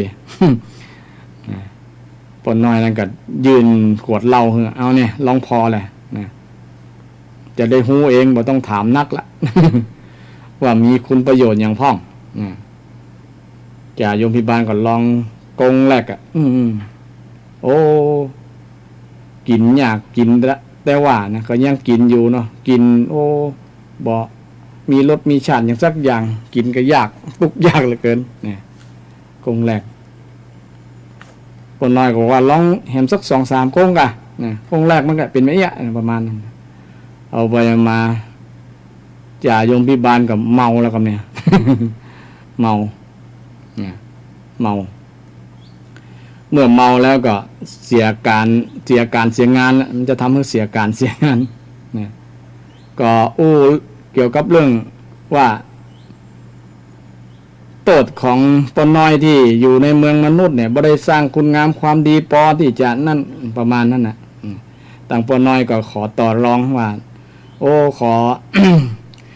ขอเวลาสักปีเด้อนะสักปีเดียวนะบ่ขอนักจะไปแก้ตัวย้อนหลัง สิ่งดีตีบนมันบ่ดีบ่ดักบ่ดีอย่างต่างๆเนี่ยจะ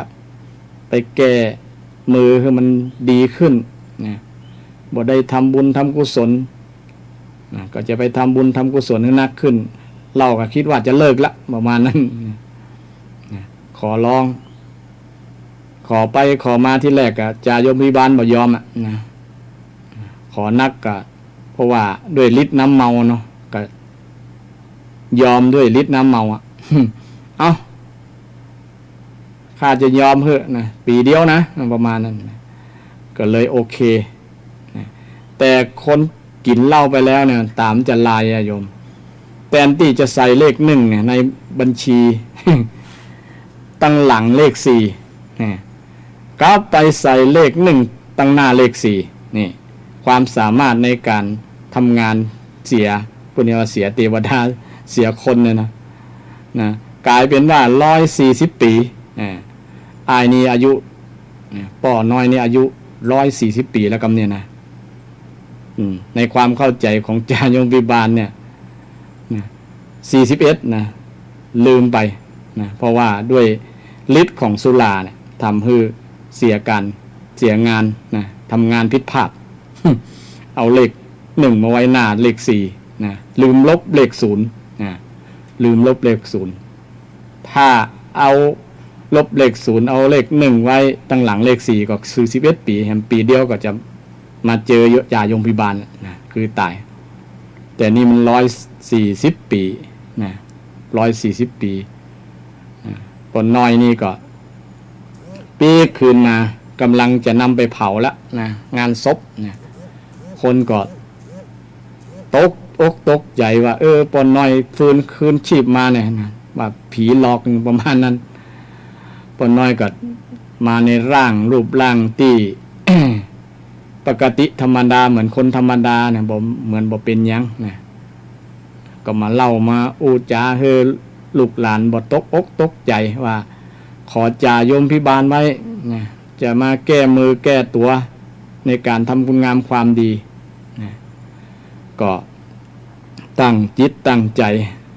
นะลดละเลิกเหล้าสุราได้นะทำหน้าที่ของความเป็นพ่อที่ดีของลูกนะทำหน้าที่ของสามีที่ดีของภรรยาทำหน้าที่ที่ดีของพุทธศาสนิกชนไปวัดไปวาเป็นพ่ออาจารย์เป็นกรรมการเป็นอย่างไรล่ะอย่างทำคุณงามความดีเนี่ยสมกับที่ต่างเทวดาให้โอกาสที่เพียง1 ปีก็ยอมละนะทำเต็มที่เพราะว่าคิดว่าตัวเก่ามีเวลา1 ปีจะตายแล้วนะก็ทำคุณงามความดีนะแบบเต็มที่เลยบ่ได้ละสักวัน นะเพราะว่าเข้าใจว่าตัวเก่าจะอายุได้แหม1 ปีนะควบปีก็จะตายละนะก็ตั้งใจจิตใจทำแต่ว่าพอถึง1 ปีแล้วก็สงสัยว่าเป็นได้ห้องบ่ตาย ปีที่2ก็สงสัยบ่ตายนะจนลูกหลานตายละกันหมด100 ปีแล้วเนาะโอ้ลูกหลานก็ตายละหมดนะเป็นลูกหลานได้นะ140 ปีนะก็อยู่จนเกือบใกล้มันเมินเนาะ 140 ปีนะมันเมินทำให้ใกล้บางคนที่อยู่มันเมินกับใกล้เหมือนกันเหรอ ยิ่งอายุของเทวดาเนี่ยเป็นหมื่นปีเนี่ยญาติโยมบางครั้งมันก็ใกล้นะใกล้อยู่ไปมันบ่ได้ทำสร้างคุณประโยชน์สร้างคุณงามความดีบ่มีกิจการงานต่างๆบางครั้งมันก็ใกล้เนาะคนเราต้องมีการมีงานทำโดยเฉพาะการงานที่มันเป็นประโยชน์มันเป็นบุญเป็นกุศลเนี่ยต้องจิตใจมันก็อยู่กับงานกับการกับงานอย่างอาตมาภาพทั้งหลายเนี่ยก็มีการมีงานอยู่โดยถ้าบ่มีการมีงานก็คงจะใกล้เหมือนกันก็ต้องไปนั่งสมาธิภาวนาเนาะถ้ามีการมีงานเช่นวันนี้มามาจารายการธรรมะศรัทธาญาติโยมฟังก็แล้ววันไปแบบมานั้น อย่างปนน้อยนี่ก็เช่นเดียวกันโอ้อยู่จนใกล้มันเมินนักแกนะนึกว่าจะไปแต่ปีแรกแล้วนะก็จน อยู่จน100 กว่าปีนะอันนี้ก็คงจะเป็นอานิสงส์ว่าได้เลิกเหล้าแล้วเนี่ยทำให้อายุยืนนะทำให้อายุยืนอันนี้เป็นเรื่องจริงญาติโยมคนที่กินเหล้ากับบ่กินเหล้าบางคนเถียงนะบางคนเถียงโอ้แต่ว่านี่อ้ายนั้นบ่กินเหล้าสูบบุหรี่น้อยตายละอายุน้อยเดียวมันเป็นส่วนของบุคคลถ้าคนที่กินกับบ่กินเนี่ยวัดต่างกันนะคนที่กินเหล้าเนี่ยจะอายุยืนกว่าคนที่กินเหล้านะคนที่บ่กินอายุยืนกว่าอายุยืนกว่าอย่างเช่นคนที่บางคนเนี่ยแข็งแรงดูหน้าตายังดีอยู่นะแต่มีโรคมีภัยเพราะสุราเนี่ยนะถ้าเขาเลิกสุราได้นะเขาจะยืดอายุได้หลายปีทีเดียวอย่างพ่อน้อยเนี่ยนะ อายุ40นะไปเห็นแล้วเนี่ยเป็นต้นเนี่ยถ้าบ่ติดเหล้ากินเหล้าแตนเข้าเนี่ยมันก็อยู่ได้เมินนะอยู่ได้80 90 ปีเป็น100กับบ่ฮู้นะเพราะว่ามันบ่มีโรคมีภัยก็อยู่ได้เมินหรอกนะตั้งในมันยังแข็งแรงอยู่นะสุขอวัยวะมันยังทำการทำงานดีนะยังแข็งแรงนะ บางคนนี่ตั้งนอกดีแต่ตั้งในบอกแข็งแรงก็อยู่ยากนะด้วยการนำสิ่งที่ทำให้ตั้งในมันลุ เช่นนำเหล้าเนี่ยมันเป็นพิษต่อร่างกายก็นำเข้าไปเรื่อยๆมันก็เป็นการทำลายร่างกายนะในส่วนด้านในทำให้มันอยู่ได้บ่เมินอยู่ได้บ่เนินอันนี้ก็เล่าเรื่องการสำรวมจากน้ำเมาเป็นมงคลอย่างหนึ่งกับชีวิตเราซึ่งเราสามารถศรัทธาญาติโยมสามารถน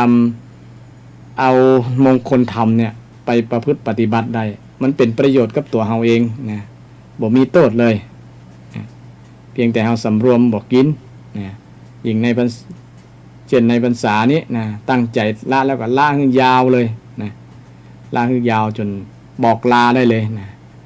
บางคนบอกลาได้แล้วหันแล้วก็รู้สึกว่าบอกใกล้เลยบอกอยากเข้าใกล้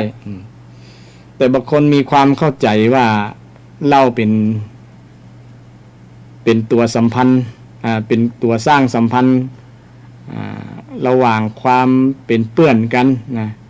บริวารคนฮู้จักมักคุ้นจะนักถ้าบอกกินแล้วจะบ่มีเพื่อนมีหยังอันนี้ก็มีส่วนนั่นอยู่นะเฮาก็ไปหาคนที่บอกกินอย่างเฮานะคะเนาะเช่นสังคมที่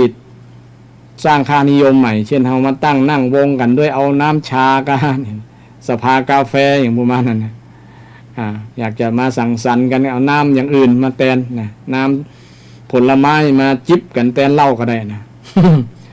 นะมันจะเป็นผลดีต่อสุขภาพเนี่ยถ้าเฮาสร้างวัฒนธรรมใหม่บ่ใช่ว่าสร้างวัฒนธรรมที่จะรู้จักมักคุ้นมีเพื่อนมีฝูงนะเอาน้ำเหล้ามาเป็นเครื่องสร้างความสัมพันธ์กันมันจะมีผลเสียนักกว่าผลเสียนักกว่าระหว่างสุขภาพเฮากับความมีสัมพันธ์กับคนมันอันไหนสำคัญญาติโยมบางครั้งเนี่ยเฮาแทนที่เฮาจะอยู่กับมีชีวิตยืนยาวอยู่ในการดำเนินชีวิตอยู่เจ้าชีวิตเมินนะแต่อยู่กำเดียวเนี่ยมันอันไหนมันจะคุ้มค่าก็นึกพิจารณาดูแต่บางคนยิ่งมองเป็นมิจฉาทิฏฐิเนาะว่าเรามันทำแก้ปัญหาชีวิตเนี่ยแก้ปัญหาชีวิตลืมทุกข์ลืมโศกอย่างต่างๆอันจริงมันเป็นเพียงแค่ความเข้าใจผิดความเข้าใจผิดแต่ที่มันจะมดทุกข์มันยิ่งเพิ่มทุกข์ไปเรื่อยๆเพิ่มปัญหาไปเรื่อยๆเพิ่มปัญหาเริ่มตั้งแต่ปัญหาในครอบครัวนะบางครั้งก็มาทะเลาะกับลูกกับเมียมีนักหลายญาติโยมป่อบ้านครอบผู้นำครอบครัวมาทะเลาะกับคนข้างนอกแล้วยังมาทะเลาะกับคนในบ้านบางครั้งก็บ่สนใจยังเขาก็อดทนเอานะเพราะว่าฮู้นิสัยยอมอยู่กันไปนะก็ยังดีแต่คนที่บ่ยอมกันก็เป็นเรื่องที่จะมาทะเลาะกันตบตีกันนะในที่สุดก็มาแตกแยกแตกยาร้างกันในที่สุดเพราะว่าฤทธิ์น้ำเมาน้ำเหล้าเนี่ยหันภรรยาเป็นกระสอบทรายไว้สำหรับซ่อมก็มีหลายเพราะว่ามันมาจากสุราพิษจากสุราน้ำเหล้าโทษจากสุราเนี่ยเป็นเหตุทำให้เกิดปัญหาต่างๆตัวมานักหลายเอามานึกถึงโทษที่ได้กล่าวมาแล้ว5ประการประการเสียทรัพย์ทะเลาะวิวาทเกิดโรคบ่ละอายแล้วก็เสียเสื่อมเสียสติปัญญาบั่นทอนสติปัญญาเนี่ยเราก็จะเป็นเหตุหนึ่งทำให้ยับยั้งชั่งใจในการที่จะเลิกละสุรานั้นได้เอาไปหาความสุขอย่างอื่นเช่นไปสนทนาธรรมกันไปอู้จากันอย่างอื่นก็ได้นะอย่างที่บอกว่าได้สร้างค่านิยมใหม่ๆขึ้นมาเอาบ่เอาอันนี้เอาบ่เอาสุราเป็นเครื่องเชื่อมระหว่างสังคม เอาน้ำผลไม้หรือว่าเอากำอู้กำจาค คนแต่ก่อนบางบางถิ่นบางที่เพิ่นก็บ่มีหยังนะเพิ่นอู้จากันสนทนาเป็นปรัชญาชีวิตกันนะอู้จากันไขหัวกันหรือเอาเล่นกีฬาอย่างต่างๆตัวแตนได้นะแตนที่จะเป็นเครื่องแตนในการเอาสุรามาเชื่อมความสัมพันธ์ระหว่างความเป็นเพื่อนสมาคบค้าสมาคมกันเนี่ยเอาอย่างอื่นมาเชื่อมดีกว่าเช่นเล่นกีฬาก้าอย่างก้าเนี่ยเนาะบ่ต้องเอาสุรามาเป็นสิ่งทำให้มันเกิดโทษต่างๆตัวมานักหลายนี่ศรัทธาญาติโยมนะพุทธเจ้าว่าไผที่สำรวมหรือเลิกสุราได้เนี่ยจะเป็นมงคลชีวิตนะไผเลิกบ่ได้ก็จะเป็นอัปมงคลนะอัปมงคลกับชีวิตตัวเก่านะลองพิจารณาดูว่าพุทธเจ้าได้โอถูกก่อตรัสไว้ถูกก่อนะว่าสิ่งที่พระเจ้าว่าได้ตรัสว่าไผที่สำรวมจากการดื่มสุราเนี่ยน้ำเหล้าน้ำเมาต่างๆนะสิ่งเสพติดทั้งหลายหมดนี้นะจะเป็นมงคลชีวิตนะเป็นสิ่งที่ดีนำไปสู่ความสุขนำไปสู่ความเจริญได้อย่างแน่นอนศรัทธาญาติโยมมงคลที่สาวมงคลต่อไปศรัทธาญาติโยมนะมงคลต่อไปญาติโยมอยากจะสนทนาทำแลกความคิดหันกันก็โทรมา053 114 332ก็ได้เนอนะ114 332 053 114 332มีความสงสัยมีการอยากจะแสดงข้อคิดหันจะได้เกี่ยวกับเรื่องมงคลที่ซาวนะมงคลที่ว่าด้วยการสำรวมการดื่มน้ำเมาหรือว่าดื่มสุราหรือว่าสิ่งเสพติดทั้งหลายเนี่ยนะที่จะเป็นเหตุทำให้เกิดอัปมงคลชีวิตแต่ถ้าสำรวมแล้วก็จะทำให้เป็นมงคลชีวิตสำรวมในการดื่มสุราเป็นสิ่งที่ดีที่เป็นประโยชน์กับชีวิตของเราบางคนบ่เคยแตะต้องเลยก็อนุโมทนาสาธุบ่เคยจิ้มบ่เคยสัมผัสเกี่ยวกับเรื่องสิ่งเสพติดทั้งหลายน้ำเหล้าน้ำเมาทั้งหลายเนี่ยแต่บางคนก็เป็นว่าเข้าสังคมเนี่ยอย่างเป็นจนแก้วกันเนี่ยดื่มเป็นเพื่อผูกสัมพันธไมตรีอย่างว่านะดื่มเป็นเวลาก็พออนุโลมกันอยู่เนาะเพราะว่าสังคมทั่วโลกเพิ่นมีวัฒนธรรมกันแบบนั้นนะยกชนแก้วกัน มันเนิ่นก็มีเตื้อบ่ใช่ว่ากินถึงวันตีอูนี่ก็คือคนที่ติดสุราแล้วนะมันดื่มถึงวันนะกินแตนเข้านะอันนี้ก็อยู่ยากลำบากนะกินแตนเข้าเนี่ยเข้าบ่กินแต่เหล้าเนี่ยนะบ่ฮู้จะอูจะใดแล้วเนาะพุทธเจ้าเพิ่นก็บอกโต้ให้หันนะถ้าบ่กลัวก็บ่ฮู้จะอูจะใดนะตึกหันละเนาะ ตึกหันละถ้าบ่กลัวก็บ่ฮู้จะอูจะใดแล้วนะต้องฮักชีวิตตัวเฮาเองนะต้องฮักสุขภาพตัวเฮาเองนะสุขภาพนี่สำคัญยิ่งปัจจุบันนี้คนฮักหันมาสนใจสุขภาพร่างกายถ้าร่างกายแข็งแรงก็เหมือนมีโชคมีลาภนะอโรคยาปรมาราภาความบ่มีโรคเป็นลาภอันประเสริฐนะความบ่มีโรคนะสุราก็ทำให้เกิดโรคได้หลายโรคทีเดียวนะโรคต่างๆตัวมานักนะทำให้มันบั่นทอนต่อสุขภาพร่างกายบั่นทอนต่อสติปัญญานะโทษมันนักมันหลายนะเอามาพิจารณาแล้วเราก็จะเป็นเหตุเป็นแรงบันดาลใจที่จะให้เราลดละเลิกนะเลิกไปเลยนะจะได้เป็นผู้ชนะยึดชนะใจชนะเหล้าได้ชนะเหล้าได้อันนี้เป็นมงคลที่พุทธเจ้าได้ตรัสไว้ในมงคลที่20นะมงคลที่21ก็เป็นมงคลที่ว่าด้วยความบ่ประมาทศรัทธาญาติโยมความบ่ประมาทเป็นมงคล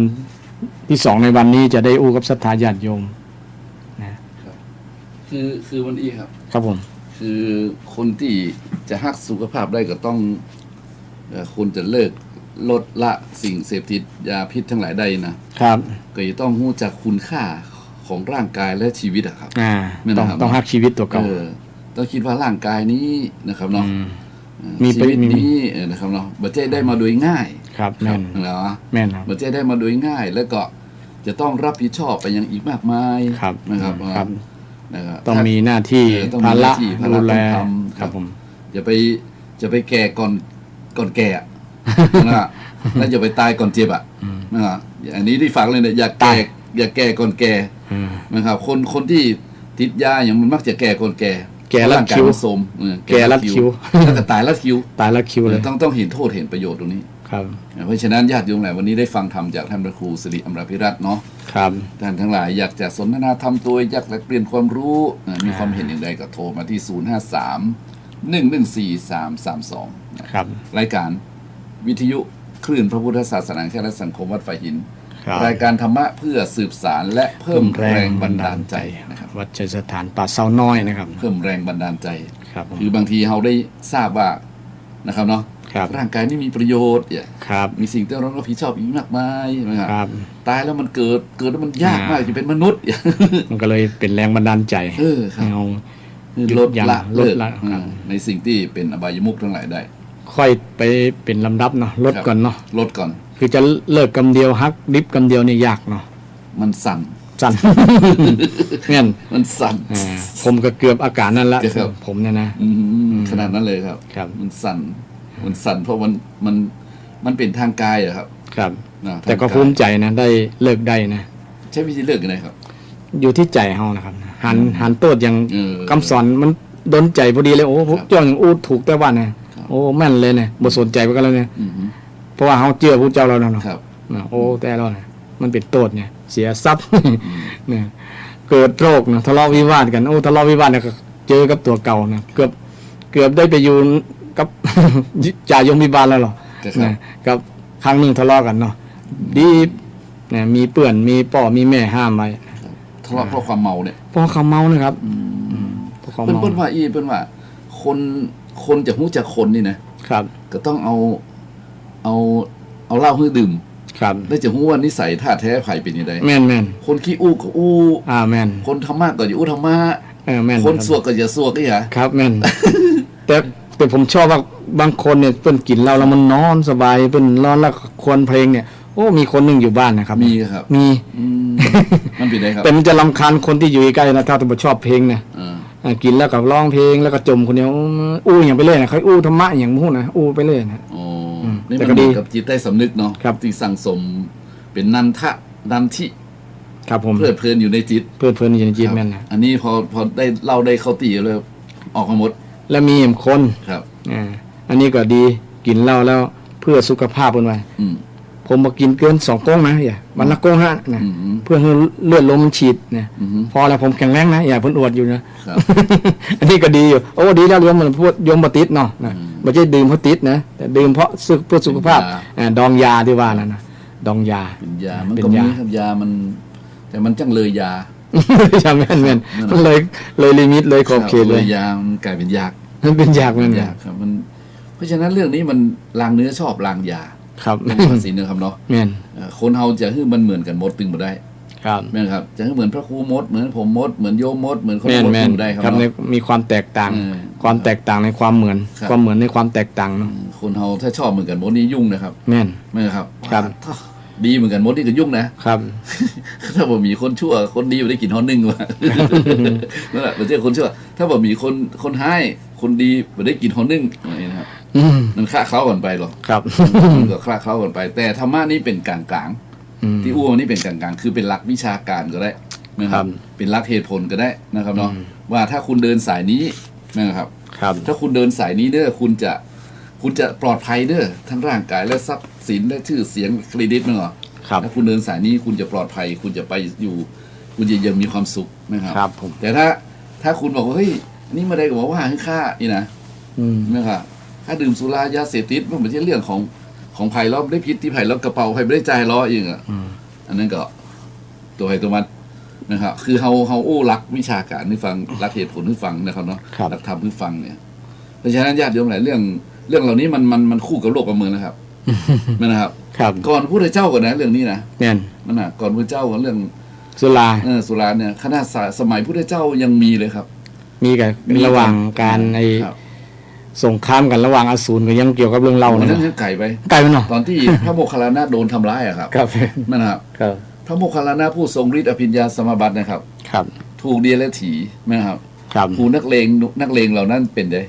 นักเลงเหล้านักเลงยาเนี่ยมั้งเหรอ ครับ ดื่มสุรายาเสพติดมาก่อนนะครับ ครับ ไปฮับงานมาไงครับ อืม นึกออกไปฮับงานมาเพื่อที่จะทำร้ายพระเถระครับพระโมคคัลลานะไง ครับผม พอข่าวนี้ทราบไปถึงแต่ตอนแรกเขาบอกว่าเป็นภัยทำร้ายพระเถระนะครับ นะครับพอพระเถระสิ้นอายุไป ก็เล่าขวัญกัน ก็ทีนี้ก็ ตั้งมงส จา กุล จารบุตรจารบุรุษพระเจ้าสมัยนั้นเป็นพระเจ้าเมืองมโหองค์ใดละเมืองนั้นนะครับ ตอนนั้นพระเสนที่กุศลก็หรือว่าไผ่นี่นะครับเนาะ อืม ก็เลยทื่อจารบุรุษเนี่ยไปสืบความอะครับ อ๋อ ไปสืบความว่าไผ่ทำร้ายพระเถระไง ครับ ทีนี้ก็มีหมู่ที่ฮับจ้างน่ะ มันไปกินเหล้าอะครับ อืม ไปกินเหล้าเมายากันแล้วไปคลายความลับอ่ะ ครับ เนี่ยไปทำร้ายพระเถระมาได้ค่าจ้างที่อีมาฮะ อืม หน่วยสืบรายการเล่าของเจ้าเมืองก็เลยอ๋อไอ้หมูนี้นี่เองเนี่ยครับอันนั้นมันไม่ใช่ประเด็นนี้ แต่ประเด็นว่าการดื่มสุรายาเสพติดการฮับจ้างแบบนี้มันมีตั้งแต่โบราณกาลแล้ว ครับ มันของกู้กันมา อืม เพราะว่าโลกียธรรม นะครับทำคู่กับโลก ครับ เพราะฉะนั้นมันจะห้ามก็ไม่ได้ต้องบอกโทษนะครับเนาะโทษแล้วทีนี้ไผ่จะมีจินตนาการไผ่จะมีแรงบันดาลใจอยากจะเลิกกับ ก็ถือว่าพระได้ช่วยเหลือแล้วนะ ค ค รั รั บบ ผมแม่นละ พระได้ช่วยเหลือแล้วคือเอื้อเฟื้อแล้วด้วยการบอกกล่าวนะครับเนาะ ครับ อันนี้ก็เป็นเรื่อง ด้วยความปรารถนาดีบางคนฟังแล้วอาจจะผมต่อต้านอยู่เนาะ เพราะว่าโอ้บ่ถูกอกถูกใจยังตุเจ้ายังมาบ่เป็นเรื่องบ่ใช่เรื่องของตุเจ้ามาอู้เรื่อง เราของมรรคของยังประมาณนั้นเนาะ ครับ อาจจะพิษใจคนที่ยังติดอยู่ แต่ว่าด้วยความปรารถนาดีเล่าเรื่องอันเนี้ยนะว่ามันเป็นคำสอนทางพุทธศาสนาเป็นคำสอนของพระพุทธเจ้า ว่าใครอยากจะมีเป็นมงคลชีวิต มีมงคลชีวิตเนี่ยเป็นชีวิตที่งดงามดีงามมีความสุขเนี่ยต้องงดเลิกเกี่ยวกับเรื่องสุรานี่ได้นะถ้าใครเลิกได้คนนั้นก็จะมีความสุขนะเพราะว่าในสังคมปัจจุบันเนี่ยมันมีปัญหานักหลายส่วนหนึ่งมาจากปัญหาสุราเนี่ยนะมาจากสุราเป็นต้นเหตุนะลองสังเกตดูเถอะญาติโยมนะมาจากส่วนหนึ่งไงไม่ใช่ทั้งหมดนะส่วนหนึ่งนะส่วนหลายทีเดียวละเนี่ยเกี่ยวกับเรื่องสุราเริ่มตั้งแต่ปัญหาครอบครัวเนี่ยนะมีบอกว่าจะเป็นไม่ยิงปัจจัยก็ตามถ้าได้ติดสุราแล้วเนี่ยมันก็จะเป็นผลให้เกิดในครอบครัวผลเสียให้เกิดในครอบครัวนะแทนที่จะเป็นแบบอย่างเป็นต้นแบบที่ดีให้กับลูกกับหลานนะเขาก็จะสอนลูกหลานได้ลำบากเพราะว่าเขาก็ยังติดสุราอยู่อย่างเป็นต้นเนาะจะเป็นต้นแบบเป็นแม่พิมพ์พ่อพิมพ์ของลูกของหลานยากลำบากไปมาก็สร้างปัญหาให้ลูกให้หลานได้รับความทุกข์ตัวเนี่ยทะเลาะวิวาทต่อหน้าลูกหลานเนี่ยทำให้ลูกหลานขวัญหนีดีฟอ พอหันพ่อแม่ทะเลาะกันตีกันตบตีกันเนี่ยก็เป็นปัญหาเกิดขึ้นในสังคมจริงนะในสังคมจริงนะแต่ถ้ามันมีนักๆหลายๆก็อยู่ยากลำบากนะแต่ว่ามันมีส่วนหนึ่งนะถ้าคิดเป็นเปอร์เซ็นต์ก็บ่นักหรอกนะสมมติว่าบ้านไหนมีสัก100 หลังคาก็มีสัก2-3 หลังคาแล้วนะ ที่เกี่ยวกับเปอร์เซ็นต์คนที่ติดแล้วงอมแงมเนี่ยนะเป็นที่ติดแล้วยากที่จะเยียวยาเนี่ยนะมันไผโพดก็บ่ขึ้นแล้ว นะไผอู้ก็บ่ได้แล้วนะ บนล่ำหันตัวใดประเดี๋ยวเขาเบาบางได้พองแต่มันไอ้สุรามันไปอย่างอื่นครับยาไอยาอย่างนั้นนะครับยาเสพติดที่มันแรงกว่านะยาบ้ายาไอพวกนั้นนะจะให้ผลแรงกว่าเนาะอันนั้นผลแรงกว่าทางตรงกว่าแล้วมันได้ผลไวกว่านั้นนะกินแล้วก็จับกันได้กำเป็นล้านเม็ดครับแม่นนะครับล้านเม็ดนี่มันก็น่าเป็นห่วงเช่นกันเดียวกันเพราะว่าเป็นโดยเฉพาะเรื่องเยาวชนเนาะเยาวชนคนรุ่นใหม่ที่จะเป็นตัวแทนของพ่อของแม่เนี่ยของพ่อของแม่นะที่จะเป็นที่ปึ้งของพ่อของแม่ได้เนาะถ้าคนหนุ่มคนสาวเยาวชนแล้วไปติดแล้วมันก็เป็นบุคคลที่ มีคุณภาพน้อยลงนะครับ แทนที่ มันทำให้บ้านแบบแข็งแรงอ่ะ แม่น บ้านเมืองแบบแข็งแรง แต่ที่พ่อแม่จะได้เพิ่มกับต้องมาเพิ่มพ่อแม่ครับนะพ่อแม่อิดใจนะเสียใจกับลูกกับหลาน เสียใจยังเพราะเสียอนาคตของลูกเนี่ยนี่ แม่นฮะ ตัวเองก็เสีย ครับ งั้นยาเสพติดเป็นภัยเป็นพิษนะครับ ครับ ก็ต่อชีวิตจริงๆ ภาพ พูดถึงครับ ภาพที่แม่ไปกำลูกกงอยู่ที่หน้าคอกเนาะ ครับ เป็นภาพที่หันน้ำจิตน้ำใจของแม่ว่า อยากจะติดคอกแทนลูกอ่ะนะ อืม ติดคอกแทนลูกว่า ลูกได้รับความทรมานได้ความทุกข์นะถึงขนาดนั้นนะเป็นน้ำใจของแม่นั้นเป็นภาพที่สะท้อนถึงว่าสังคมในส่วนหนึ่งในปัจจุบันเนี่ยนะที่มีลูกหลานไปติดยาเสพติดทั้งหลายนะมันต้องทำให้พ่อแม่เนี่ยตกนรกทั้งเป็นนะ มันก็ผู้เสพตาย ผู้ขายติดคุก นั่นนะ มันประมาณเนี้ย ครั คำ บ สโลแกนมันอะเพราะฉะนั้นถ้าพูดถึงเรื่องนี้เราก็ต้องมีการสนับสนุน เช่น มีกิจกรรม มีงานมีการให้ทำนะครับเนาะ ครับ ต้องพูดถึงระบบโครงสร้างทั้งหมดนี่นะ เนี่ยนะ เพราะผมไปอ่านในหนังสือยังผมจำได้ว่า ถ้าอยากจะให้เจ้าบ้านเจ้าเมืองมีความสุขบ่ต้องไปฆ่ากันปล้นชิงวิ่งราวหรือติดยาเสพติดสุรามึนเมาอย่างนี้นะครับ ครับ ก็ต้อง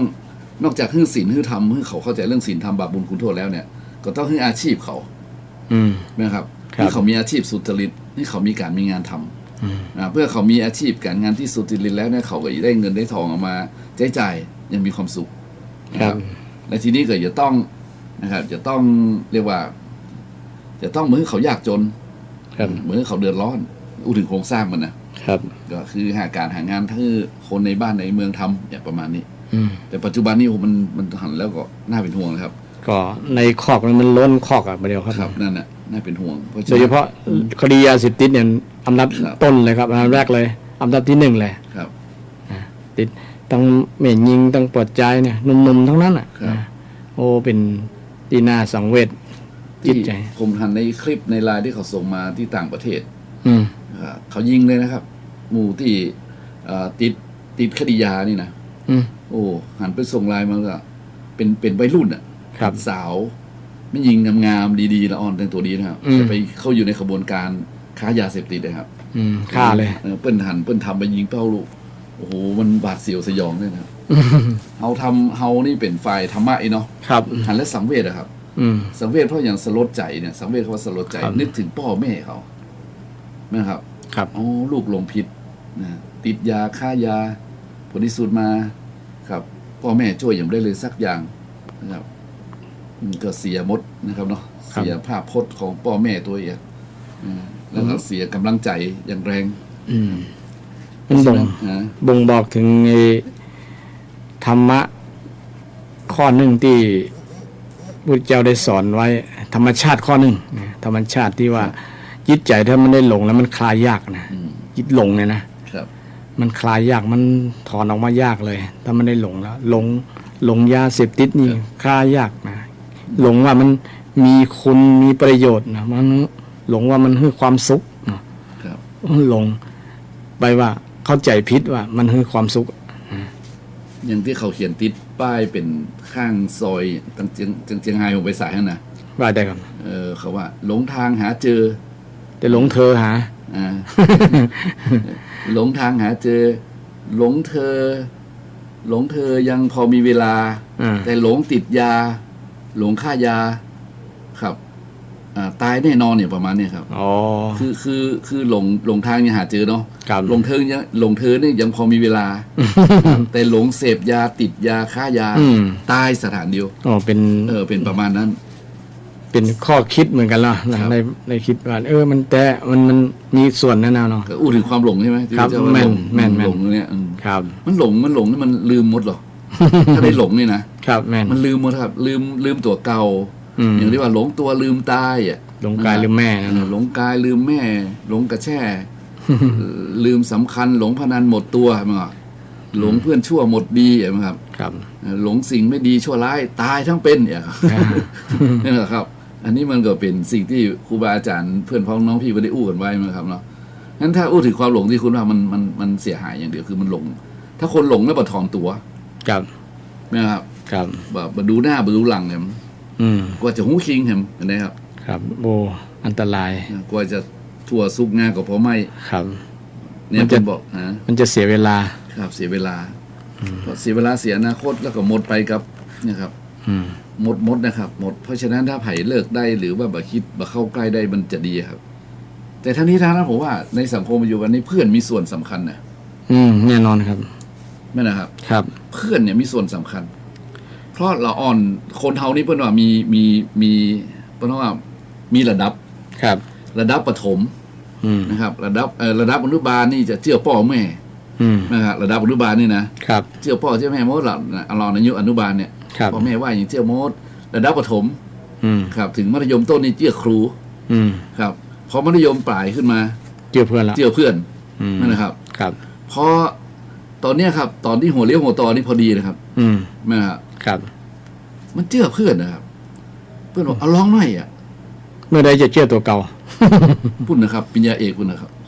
ปริญญา ปริญ เอ ญาก เอกก็บอกเชื่อตัวเก่าแล้วนะ ไปเจออะไรหมอตำราไง เออ หมอดูนะ อันที่คุณเคยอุ้ยมาครับ ครับ อันนี้ช่วงเขาพูดถึงช่วงประเด็นที่ว่าหัวเลี้ยวหัวต่อนะครับ มันไปเชื่อเพื่อน บอกให้ลองหน่อยอย่างนะครับ ครับ ลองให้ลองหน่อยเราเอาหน้าอย่าบางทีก็ถึงขั้นเสียการเฮียนไปตัวนะครับละอ่อนเนี่ยเห็นแล้วก็น่าอินดูครับ บางครั้งก็กลัวว่าเขาจะดูถูกดูแคลนว่าบ่เป็นลูกปัจจัยเนาะบ่ได้ดูสูบบุหรี่บ่ได้ดื่มเหล้าเองว่าเนี่ยเนาะ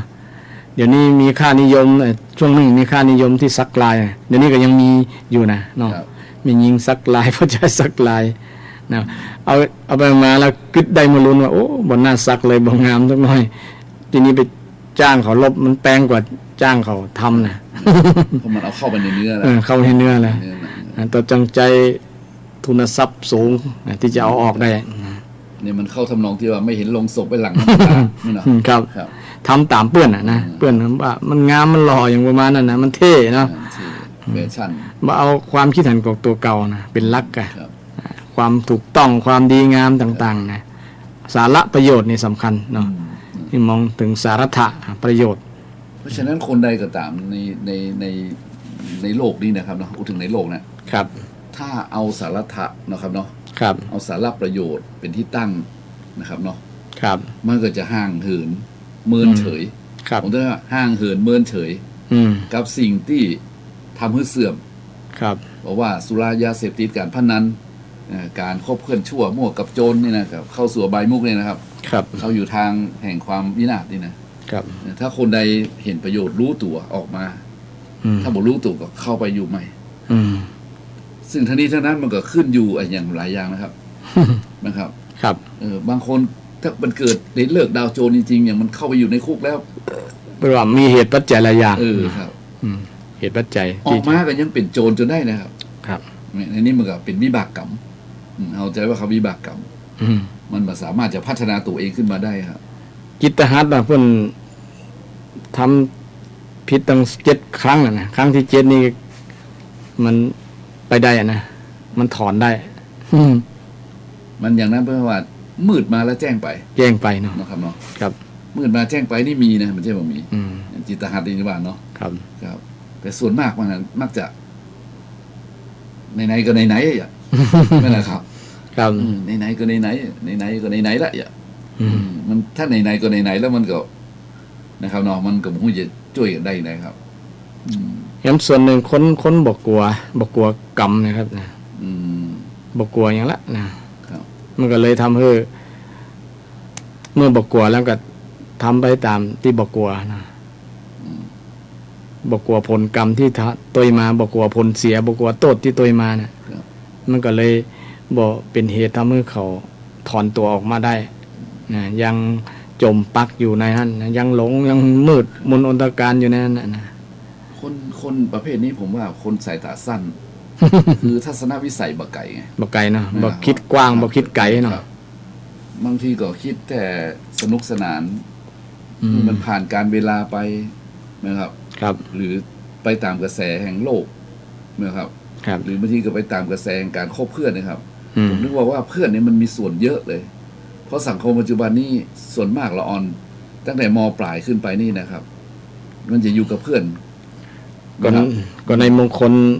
เริ่มต้นนะเพิ่นพระเจ้ายังสอนเกี่ยวกับเรื่องการดำรงชีวิตคบเพื่อนมาอันดับแรกเลยครับ แต่พูดถึงบริบทตรงปัจจุบันเนี่ยว่ามัน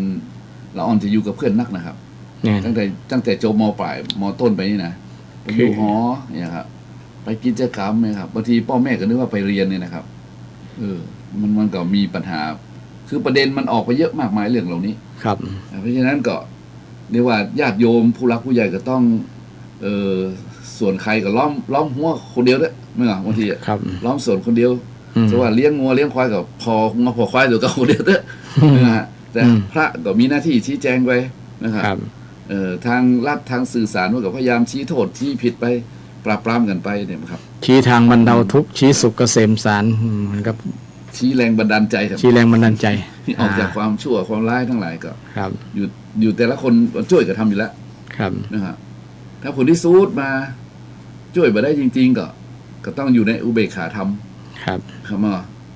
มันมีหรอกครับวงจรนี่มันมีแล้วครับ บางทีพ่อแม่เนี่ยทำกับอย่างที่ไว้เก่าๆเช่น เป็นคนค้าขายยาเสพติดกันอย่างไงนะครับ เนี่ยบางทีไปได้กับลูกตัวเก่าก็มีนะครับ อืม หันวงเวียนกรรมที่เขาลงนะ อืม นะครับ มันก็น่าคิดอยู่นะเพราะฉะนั้นนี่ก็ต้องระมัดระวังกรรมมันอาจจะตามไปถึงลูกถึงหลานก็ได้ครับ อันนี้เราในฐานะที่เที่ยวโกฎแห่งกรรมอะครับ ครับ มันก็มีหลายตัว มันมีหลายตัวหลอกหล่อ อืม เพราะว่าสังคมปัจจุบันนี้มันอย่างว่านะครับ มันหมินเมนะครับ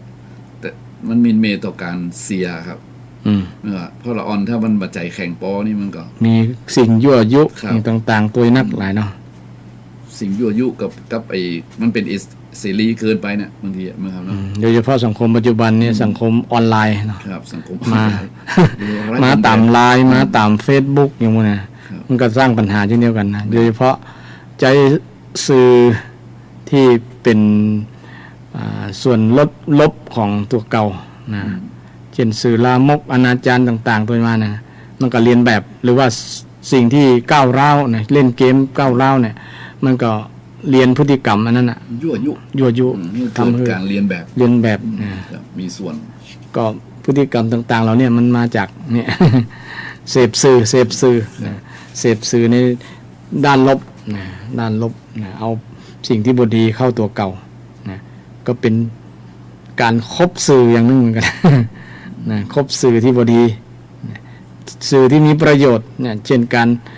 รายการธรรมะธรรมโมนี่นะก็เขาบ่ค่อยเข้าถึงแล้วนะ ก็เลยเป็นผลเสีย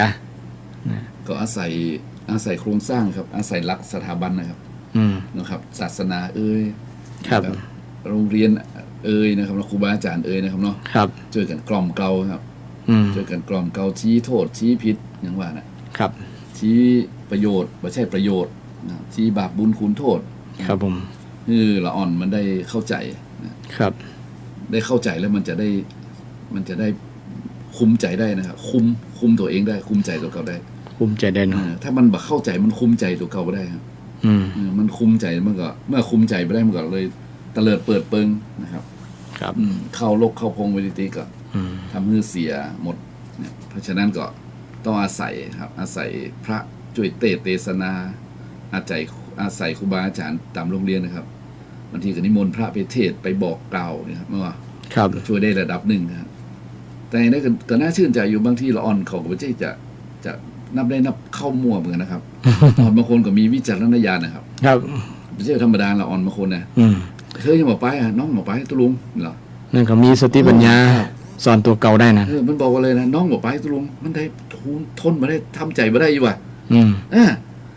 เอามันไม่ใช่ไฟรุ่นมันจะ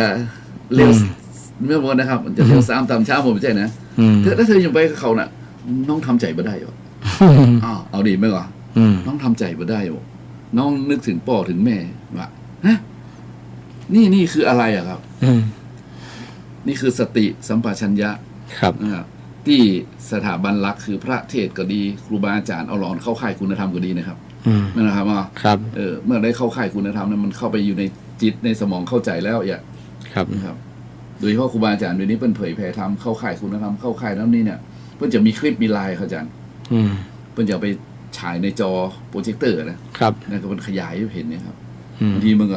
มันเห็นทั้งภาพเลยครับ ครับ เห็นทั้งภาพได้ยินทั้งเสียงครับนอนบางคนน้ำตาไหลเลยนะครับ อืม เนี่ยครับอาศัยครูบาอาจารย์อาศัยหน่วยงาน อาศัย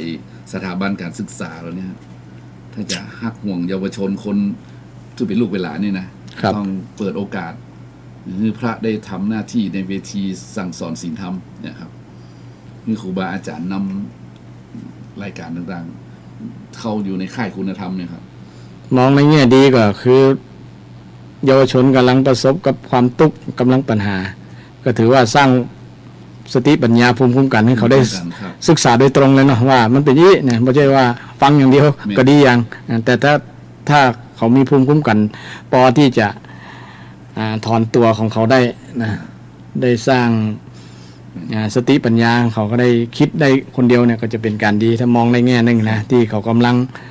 ได้เจอกับปัญหาเรื่องยาเสพติดอหย่างก็ต่างๆนะ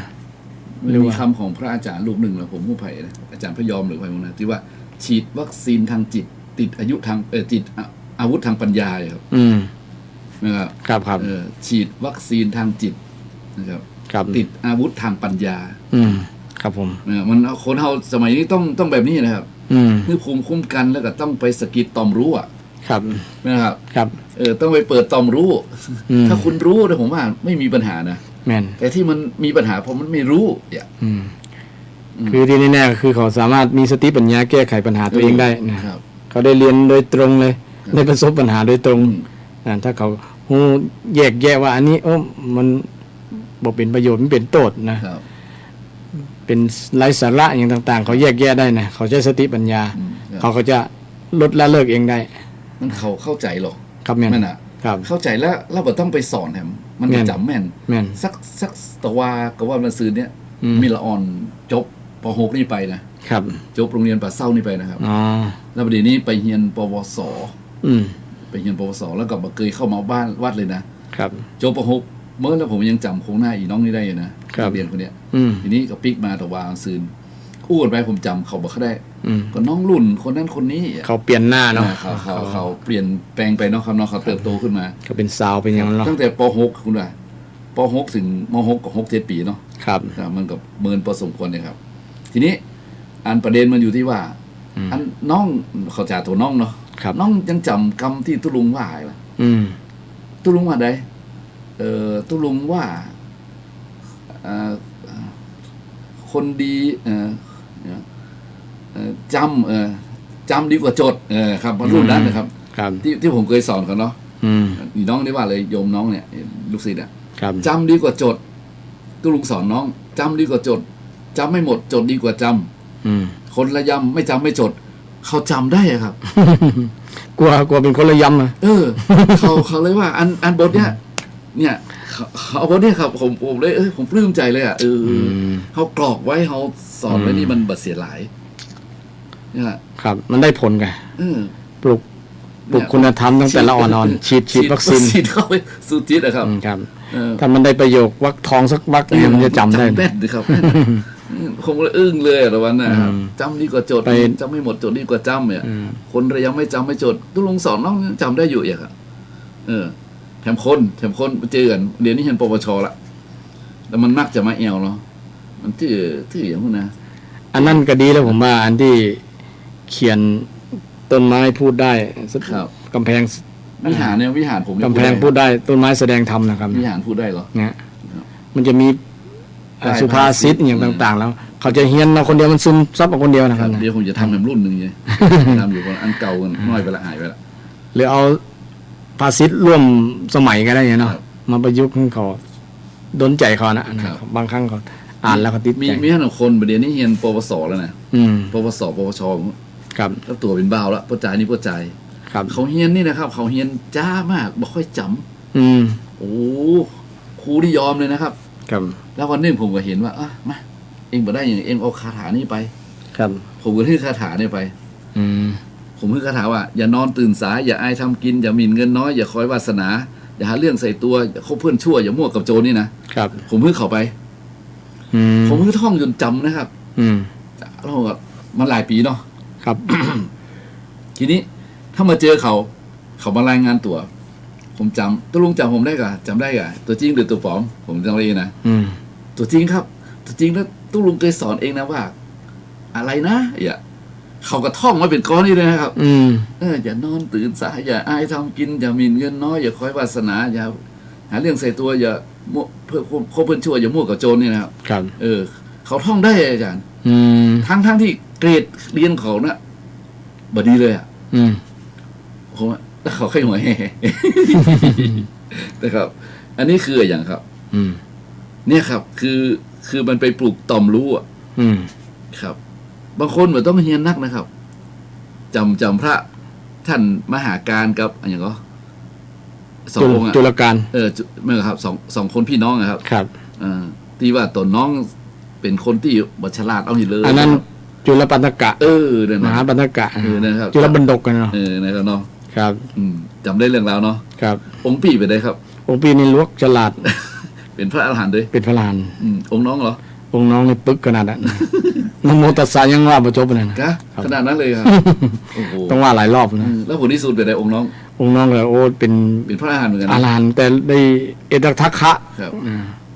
เรื่องราวย่อๆสั้นๆหน่อยอ่ะ โยโยนสันในมี มีครั้งหนึ่งที่เพื่อนนิมนต์ไปฉัน ครับ นะครับ ครับ แล้วจุลปันดกกับมหาปันดกอ๋อ ครับครับ เขาถามหา นิมนต์ ถามหาว่าจุลปดกไปทางใดนะ อืม เพราะว่ามี มีกินนิมนต์อ่ะครับ มีกินนิมนต์ อ่า นิมนต์พระเป็นหลายร้อยรูปนะเป็น500 รูปนะครับ แต่เขาบหันจุลบันดก ครับ พระมหาปัญจกาก็บอกว่าจุลบันดกอยู่ปุ้นนะ คืออยู่ปุ่น อืม อยู่ที่วัด อยู่ที่วัดปุ้นน่ะบอกเพิ่งมาแล้ว ก่อนนั้นพูดคือมันเกิดเหตุการณ์คือมหาปันดกเนี่ยมาชอบน้องที่ฉลาดที่ปึก ที่ปึก ที่ปึกเนี่ยเหรอ ปึกครับ ไล่อย่างฮึ่ซึกกันอย่างไร ไล่ มันคือไปตัว ครับเบิ่งไปตัว ครับ นั่น แต่ น้องก็น้อยใจ อืม ไป นั่ง ไปนั่งห้องให้อยู่ อืม อยู่ที่หนึ่งนะ ในวิหารที่ใดที่หนึ่งเลยนะครับเนาะ พระเจ้าก็แผ่ขายคือพยานหันโอ้อันนี้มี บัจเจ้แพ้ใครตอนนั้นนะเพื่อนเอาพุทธเจ้าเพื่อนไปหาเลยไม่ใช่เหรอ ครับ แล้วเพื่อน เป็นแผ่ขายก่อนแล้วก็ไปหา ว่าบุคคลคนนี้จะ อืม จะบรรลุธรรมเนี่ยก็เลยไปหา อืม เพราะว่าจุลบรรดกเนี่ยเป็นน้อยใจกับ ครับ อ้ายที่อ้ายบอกหันความสำคัญอย่างประมาณนั้นไล่อย่างหมู สมอง อย่างม้า ทึบ สมองทุบเนี่ยนั่นแล้วก็น้อยใจตัวเก่าว่าเขาอย่างมาสมองทึบ ทึบ แต่ว่าประมาณก็เลยจะที่แรกจะไปกระโดด อันนั้นตายนั่นนะ ครับ นั่นก็เลย ครับ กึดอยู่ แต่บุตรเจ้าก็ไป ส่องดู ส่องดู ส่อง ไปรับตางก่อนนะกลัวจะไป ครับ ทำวินิบาตตัวเก่า อืม อืมก็เลย เอาผ้าขาวไปหื้อก่อนครับ แล้วก็เลยเอาผ้าขาวไปให้ตัวเอง ผ้าขาว เสกผ้าขาว อืม อ่า แล้วก็บริกรรมว่า เธออ ม บริกรรมว่าละโชหารนังละโชหารนังนะครับ อืมผ้าเปื้ ละ อน โช ฝุ่น ละหะเนี่ยนะ ละโชหารนังละโชหารนังคือ ละโชหะละนังค ผ้า รับ ผ้าเปื้อนฝุ่นนะเนาะ อืม ผ้าเปื้อนฝุ่นนี่บริกรรมแค่สั้นๆนี่เลยบริกรรมไม่ได้นะบริกรรมแค่นั้นละ คาถาสั้น ข้าสั้นๆถูผ้านะละโชหารนังละโชหารนังอืม ๆท่านจุล จุลบรรดกเจือนะครับ ครับเจ้าพระเจ้าต้องเตี้ยเหรอ เจือครับนะ อืม บ้าน ที่แรกก็บ่ค่อยเต็มมุกเต็มใจเท่านั้นเนาะ ครับ แต่ด้วยความที่อยากจะให้ห้ผลอย่างสักอย่างเลยเนาะ อืม คงจะมีกุศโลบายอย่างสักอย่างคือเอาทำไปทำมาก็ผ้าที่เคยขาวอยู่ก็เลย ดำเป็นขี้ไข่มือนะ เปื้อน เปื้อนมา ครับ ก็เลยเกิดความ สลดใจ เอ่อ สังเวช สังเวชเห็นเป็นอนิจจังทันทีเลยว่าโอ้ อืม ผ้าเนี่ยตะกี้ขาวอยู่เนี่ยกลับกลายเป็นผ้าเก่าไปด้วยน้ำมือด้วยการถูเอามือถูผ้าเนี่ย ผ้ามันดำหันชัดเจน เป็นอนิจจังเลย เป็นอนิจจัง อืม หันอนิจจังของความเป็นผ้าเนี่ยนะ อืม นะแล้วก็ วิ พอ ปัสสนาญาณเกิดขึ้นเลย ครับวิปัสสนาญาณเกิดขึ้นในขณะนั้นเอง ครับ นะคนที่จะบรรลุมันก็ถึงมา ครับ ปั๊บมันเนาะ เห มือนกับ ผลไม้สุกมันจะหล่น คนนะ ครับ มันปุ๊บขึ้นมาทันที ญาณเกิดขึ้น ปัญญาญาณเกิด เข้าใจนิจจังทุกขังหน้าตา ครับนะ รุดพรวดเลย รุดพัวเลยเกิดสว่างสวัยขึ้นในจิตในใจโอ้หันธรรมะของพระพุทธเจ้าทันที โอ้โห แล้วก็บรรลุ ครับ บรรลุ บรรลุ เป็นพระอรหันต์ เป็ ใน พระในที่หันเลย ที่หันเลย ผ้าผืนเดียวนี่เลย โดยเพราะผ้าผืนเดียวนะ อืม ศรัทธาญาติโยมอยากจะ ลูกหลานแล้ว ลองเอารัชวาลนังน่ะลูกหลานในปึก ครับ ทีนี้ที่อยู่ที่กลุ่มที่อยู่นิมนต์กับพระพุทธเจ้า มีคนถามหา มีคนถาม ว่า หา สงฆ์ครบไหม ครับ ยังเหลือตน ก็เหลือต้นพระอันจุลบรรดกอยู่พูดน่ะนะ หัวเขาอยู่ หัวเขานะบอกให้เกียรติน้องล่ะ นะก็เลย ยังเหลือที่วิหาร นะ แล้วใจไปตัวเสาะ ไปห้อมท่านมาเด้อนะ ไปนิมนต์ท่านไหมไป กิน เหรอครับ ไปกะ ไปนิมนต์ ไป ตอนนั้นท่านจุลปันโดทำมันอย่างอยู่ ก็กำลังทำกิจอย่างบางอย่างยังกลมๆเดินจงกรมอย่างนั้นนะ เป็นพระอาหารแล้ว เป็นพระอรหันต์แล้วเนาะก็ เนรมิตร่างกายที่เต็มหมดไม่ใช่เหรอ ทีแรกยังหมดในเรื่องนี้หรอกนะก็ลองแสดงฤทธิ์การเนรมิตเนาะ ครับ นะพอคนห้องเนี่ยก็เป็นภาพหลายคนนะ เนร ภาพ มิตเลยตัวเองเป็นหลายตน เป็นหลายตนเป็นจุลบรรดกเนี่ยหลายตนบอกว่าบนได้ ท่านจุลปันโดมีไหน ก็เลยบอกว่าโอ้บ่ใช่คนเดียวหรอปิกเป็นรายงานอย่างนั้นบ่ใช่ท่านจุลบรรดกคนเดียว มีตู้เจ้าเป็นพัน ไม่เป็นพันหรือว่า เต็มวิหาร ปิกไปบอกพระเจ้าบอกว่าไปนะอัน เป็นนิมนต์ใหม่ ปณิมนต์ใหม่จำคนที่อู้ครั้งแรกน่ะนะ พอสังเกต พอคนที่ว่าครั้งแรกน่ะนั่นแหละคือจุลบรรดกก็ปีก จับตัวท่าน จับตัวท่านไว้ด้วย อย่าไปสกิดจับไว้ ครับ ต้องไว้ ก็ไปทำอย่างที่พุทธ ท่านจุลปันโดองค์ไหน ท่านพุทธองค์ลกองค์ไหน เขานี่แหละ อาตมานี่แหละจับกำไรนี่เลย ครับ เลย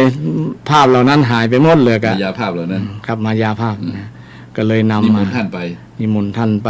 ฉันภัตตาหาร ครับ พร้อมกับภิกษุทั้งหลายร้อยรูป ครับ อันนี้เป็นเรื่องของจุลบรรดกนะครับ คาถาว่าอย่างน้อยเราก็ลืมไปแล้วเมิน ละโชหะละนัง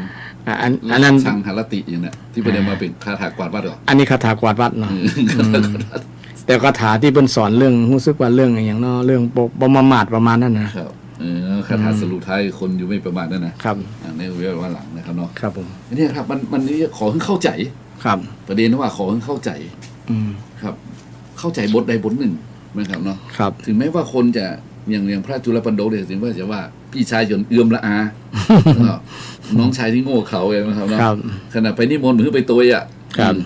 นะครับเนาะ ครับ ถ้ามามีพระพุทธเมตตาของพระเจ้านี่ก็คงมาโปรด ครับผม มันสามารถช่วยได้ อืม แต่เรื่องนี้พระเจ้าเป็นยังไขวิบากกันนะว่า จุลปันโดเนี่ยเคย ไม่ว่า อดีตชาติ อดีตชาติ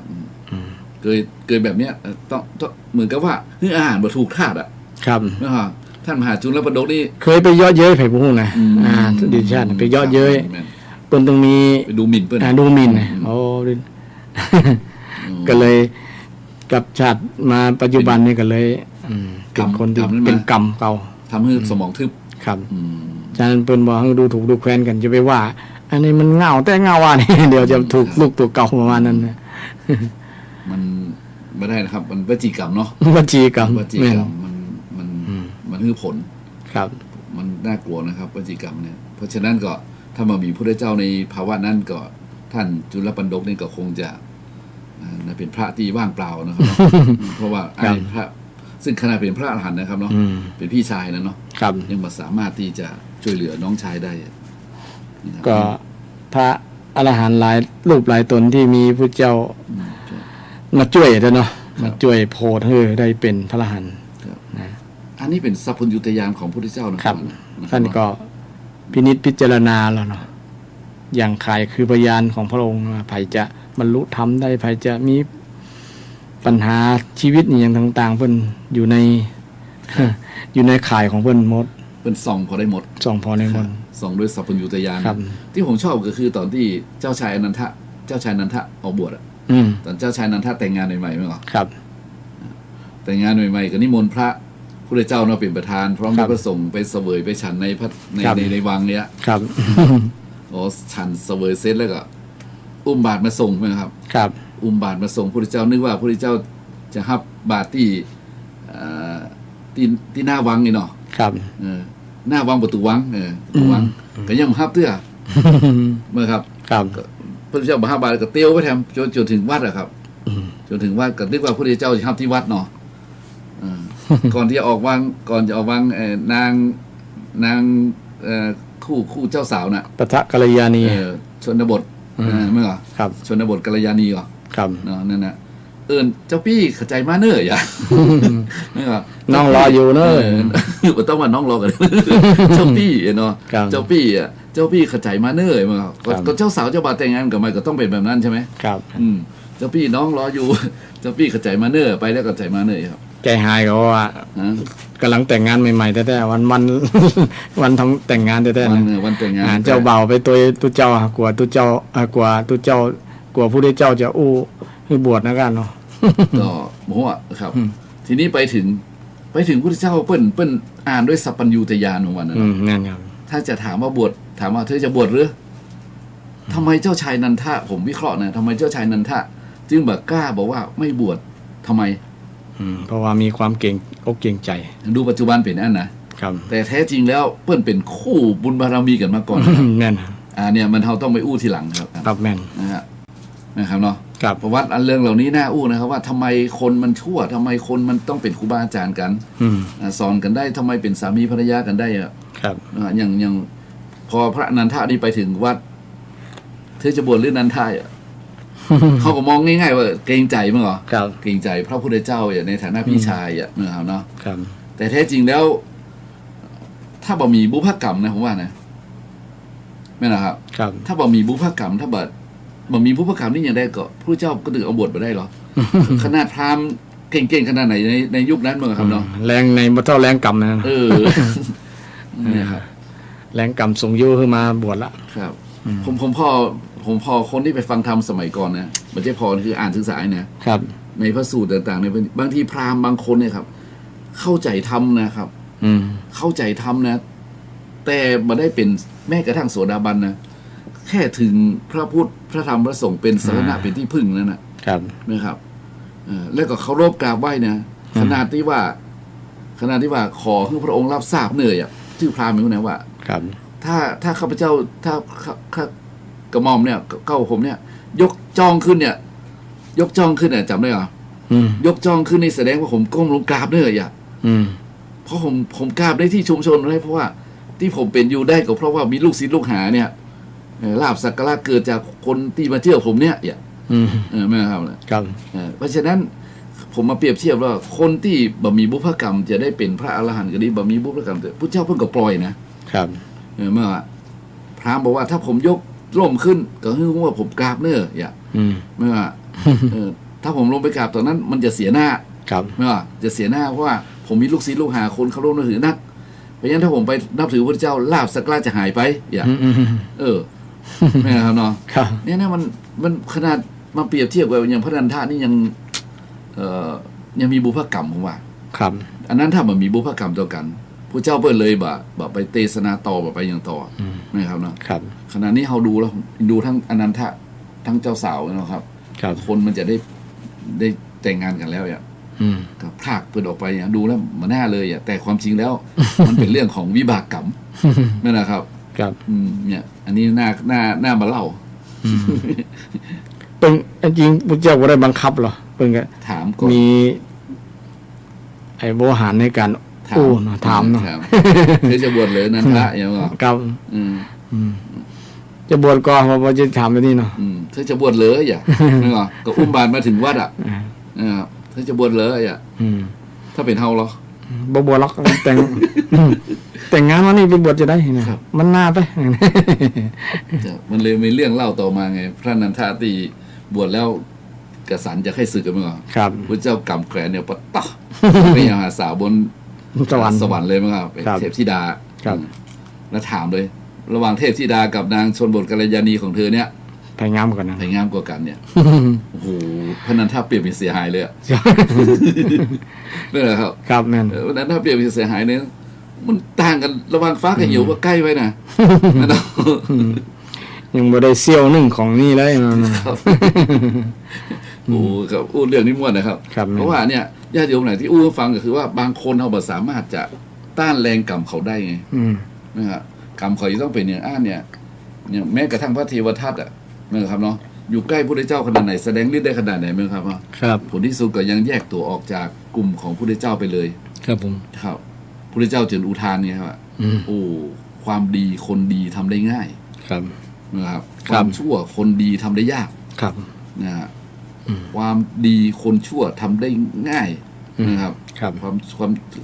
ชั่วคนดีความดีคนชั่วทำได้ง่ายนะครับ ความดีคนชั่วทำยาก คนเพศเลยครับความดี ความชั่วคนชั่วทำง่าย นั่นน่ะ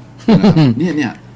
อุทานออกมาเลยนะครับ ครับ เนี่ยตอนที่พระเทวทัตออกไป เพราะฉะนั้นบางอย่างมันมีกรรมเข้ามาครับ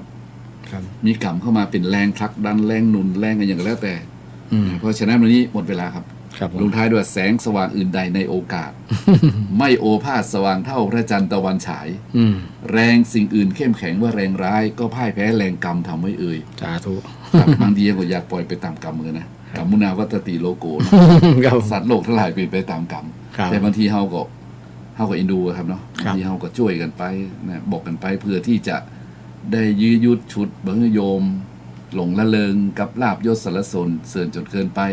ครับ มาติดอยู่ในอบายยมุกจนเกินไปครับเนาะ ครับ เดี๋ยวว่าทำไมพระเปิ้นบ่สอนพระเปิ้นบ่เทศน์กัน แม่นนะครับ เขาก็สอนไปเตือนไปเทศน์ไป ครับ บอกไปก็ไม่ได้ตั้งใจไว้สอนไผนะครับ เพียงแต่ว่าต้องการให้รู้เข้าใจ ครับ ก็ใจคำของเปิ้นที่ว่าเนี่ยฉี ครั ด บ วัคซีนทางจิต ติดอายุติดอาวุธทางปัญญา ครับ ไม่ละ ครับ แล้วแต่ผู้จะพิจารณาต่อไปนะครับเนาะ ครับ วันนี้ต้องขอบพระคุณนะครับ ท่านพระครูสิริอมรพิรัตน์นะครับ ครับผมยิน และ ดี ขออนุโมทนาขอบคุณกับท่านพระครูสมุทรวิศวัตวรกิจโจนะครับ สถานีวิวคลื่นพระพุทธศาสนาชาติสังคมวัดฝ่ายหิน วันนี้อาตมาภาพทั้งสองนะก็ต้องขอนำรายการธรรมะเพื่อสืบสาร และเพิ่มแรงบันดาลใจวัดชัยสถานไปก่อนนะครับ หมดเวลานะครับเนาะ ครับ ก็ขอญาติโยมทั้งหลาย ได้อยู่ดีมีสุขอายุมั่นขวัญยืน หมดเวลาหมดพุธหน้าถ้าบัติดคัดที่ไหนนะครับ ครับ ว่ามันมีภารกิจใด ครับยินดีครับ ก็จะมาพบมาปะกับญาติโยมนะครับเนาะ ครับ ครับ วันนี้ก็ขอญาติโยมมีความสุขความเจริญรุ่งเรืองทุกท่านทุกคนเทินเจริญพร เจริญพรสาธุ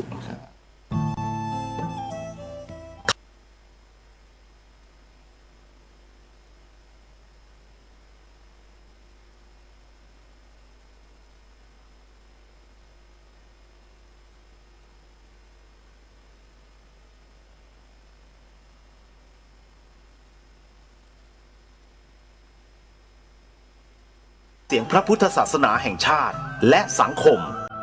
คลื่นเพื่อการศึกษาพระพุทธศาสนาและวัฒนธรรม